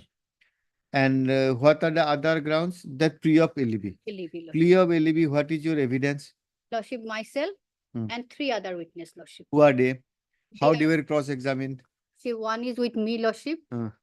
Where, according to, Myself and DW2 are in a market lordship, separate okay. place lordship. And who are these other witnesses? Both are neighbor lordship. Both are neighbors. But Learned Trial Court observed that lordship that other witnesses are except DW1, other witnesses are not called by the court. Summons were not issued. That's why their evidence could not be considered. But there were summons were issued in cross, that was their lordship. And appellate court lordship discard the evidence because wife of the DW1, that means the accused lordship, she was present in the residence lordship when incident took place where, so she was not examined. That's why. Who was present? Wife of the accused lordship, DW1. Wife of accused was present in the place of occurrence. Yes, lordship. So So she was, that incident, what the incident I have narrated, lordship, what happened in my, because some incident took place in my residence, that is correct. okay. So I was not there. So my wife was not a, How many witnesses? lordship, But, there are only 6 witnesses, Six lordship, witnesses. and 4 DWs. Or DWs. Will it be possible to complete today? But day after tomorrow, lordship, if possible. Isn't it not? Not tomorrow. And what is your case, Chakraborty? The moment is concerned, she in fact came to know she was Why, not present. initially charge was under section 354. 341, 342, 325 and 354. They appealed. 354 gone. Gone. 325 325 converted to 323 Three. and 341. What are the injuries? Injuries, my Simple lord, injury, can you doctor. see 3 of them were simple injuries? Yes, 3 of them were simple injuries. One was a fracture. Basically, the explanation is fracture of the right ulna. Who At did the upper medical 1/3. evidence supported all this? Yes, yes. Okay. Medical officer was examined Okay, under. okay. Just this is over. We are not, Yes, we understand this will be a hugely contested case. We'll have to deal it properly. Now, my lord's position being the PW5 and being the informant, if I am to confine myself to that. Now, I was not present at the time of the incident. I came back home. I was 25 kilometers away. I came back. You are the home. victim. No, I was the daughter of the victim. So informant. Yes. You are the informant. After coming What is, what was your evidence? Your evidence was not the direct evidence. No, only confined to this, that I was Because 25. on the basis of your murder, you have lodged the FIR. And one plea that was taken was regarding delay in lodging the FIR. So to that extent, my lord, that has been The dealt FIR with. has lost The next day. what next day? Okay, Next day. next day is not. Yes. So this was it. And insofar as It otherwise, seems Pansali is in a slippery wicket. Huh? medical officer being PW1 has narrated the injuries, nature of injuries, my lord, from which it is found that at least 323. So what are the direct evidences? PW3. Only PW victim herself and PW3. Who is PW3? Eyewitness. Eyewitness. That is the son's witness. Yes. Even son's witness is gone. Whether PW3 is taken. Yes, so I have to find out the discrepancy with the IO lordship. There are some discrepancies. And whether those were part of your defense case. Exactly. Otherwise, we are not going to go in minute details of evidence. We are not in an appellate stage. This is revision, isn't it? Revision. So that's what I'll make it clear. Day after tomorrow, lordship. Day after tomorrow is a difficult proposition. Give a next week date. Next week. 13th of This month. November. November. Yes. Public. Obliged.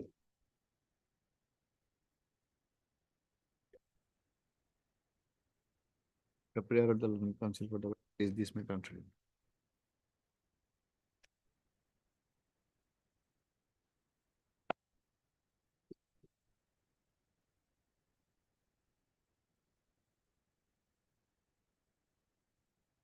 My lord, here, three accused person, my lord, all of them convicted under 341, 323, and 326. Here, under 326, RI for 6 months.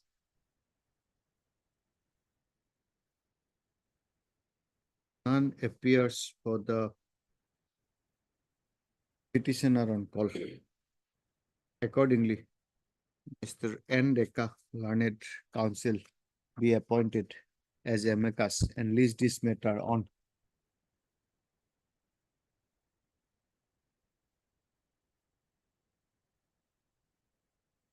November 22nd, 2024. In the meantime, registry to furnish the papers connected with the appeal to Mr. N. Deka and the list this matter on the next date fixed reflecting name of Mr. N. Deka. Yes, Mr. Talukdar. Last item. 24 item. Now, what is the next item? Yes. What is this 23?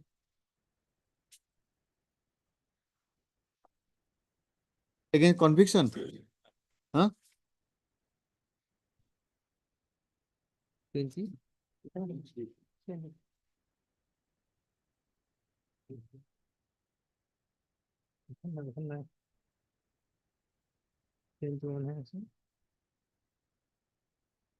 Same order. Now keep non-EPS.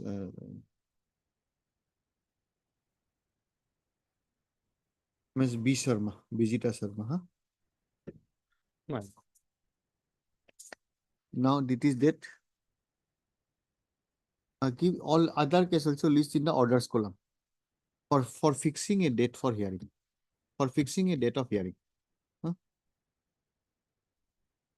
Same.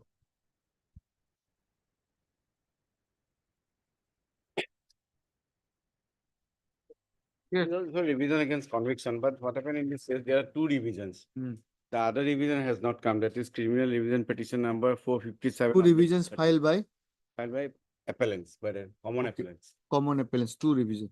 Two appellants, two appellants, two appeals. Okay. Common judgment.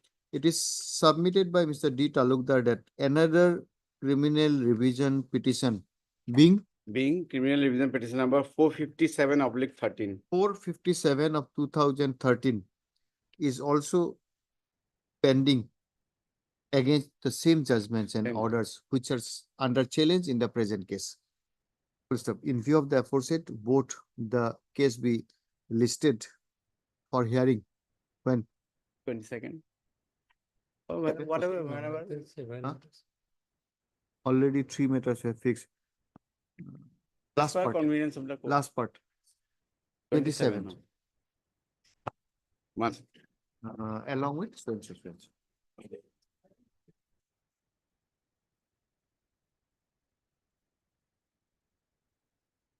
Yes. Okay, in this case, Lordship, the petitioner challenged the order taking cognizance by the learned CJM Kamrup Lordship. The complaint, Lordship, will find at page 43, Lordship. 43. Lordship. What happened is a complaint filed by the register of societies for violation of subsections of the Societies Registration Act.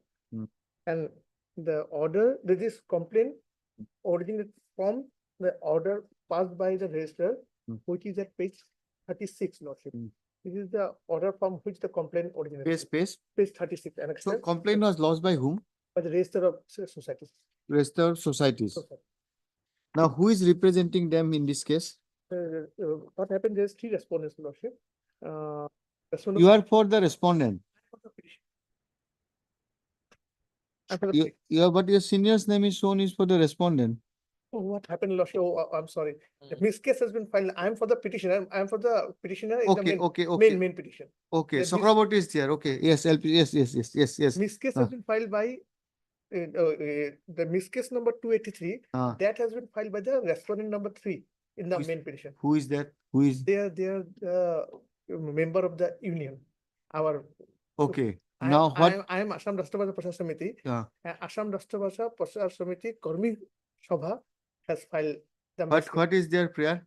For modification, this honorable court was pleased to stay. The, okay, forget about that. Now they have lost interest in the matter because if a lordship goes through the missed case, they left appearing in the case, and those persons they have already retired and gone. Okay, now tell us. I think this case not by the PP. It should be by the government advocate. Because this is a private complaint filed by the Register of Cooperative Societies. Yes. How PP's business is not there? Only we have a red state of Assam. So we'll do it. Let us let them have a chance. We'll fix it in next day, reflecting their name. Okay. And if they appears. If they do not, we will proceed. No, sure. Okay. And the private respondent, they stopped appearing. Forget about them. They were the It complainant. is seen that the complaint under challenge in this present petition under section 482 CRPC was filed by the Register of Societies. Not cooperative, Register of Societies. Full stop. Register of Societies. Farms and societies. Huh? Register of Farms and Societies. Register of Farms and Societies. Full stop. The registers of farms and societies, Mr. Sarma Swanshu, learned additional public prosecutor submits that the this matter may be represented by the learned government advocate as the register. It was a complaint, private complaint by the Register of Farm and Societies. First of considering the above, let this matter be listed once again in the order column on give a date on Monday or Tuesday. 12 in the orders column. 12 in the orders column reflecting name of GA Assam in the cause list. Let us see. If not, then we'll go through it and help us.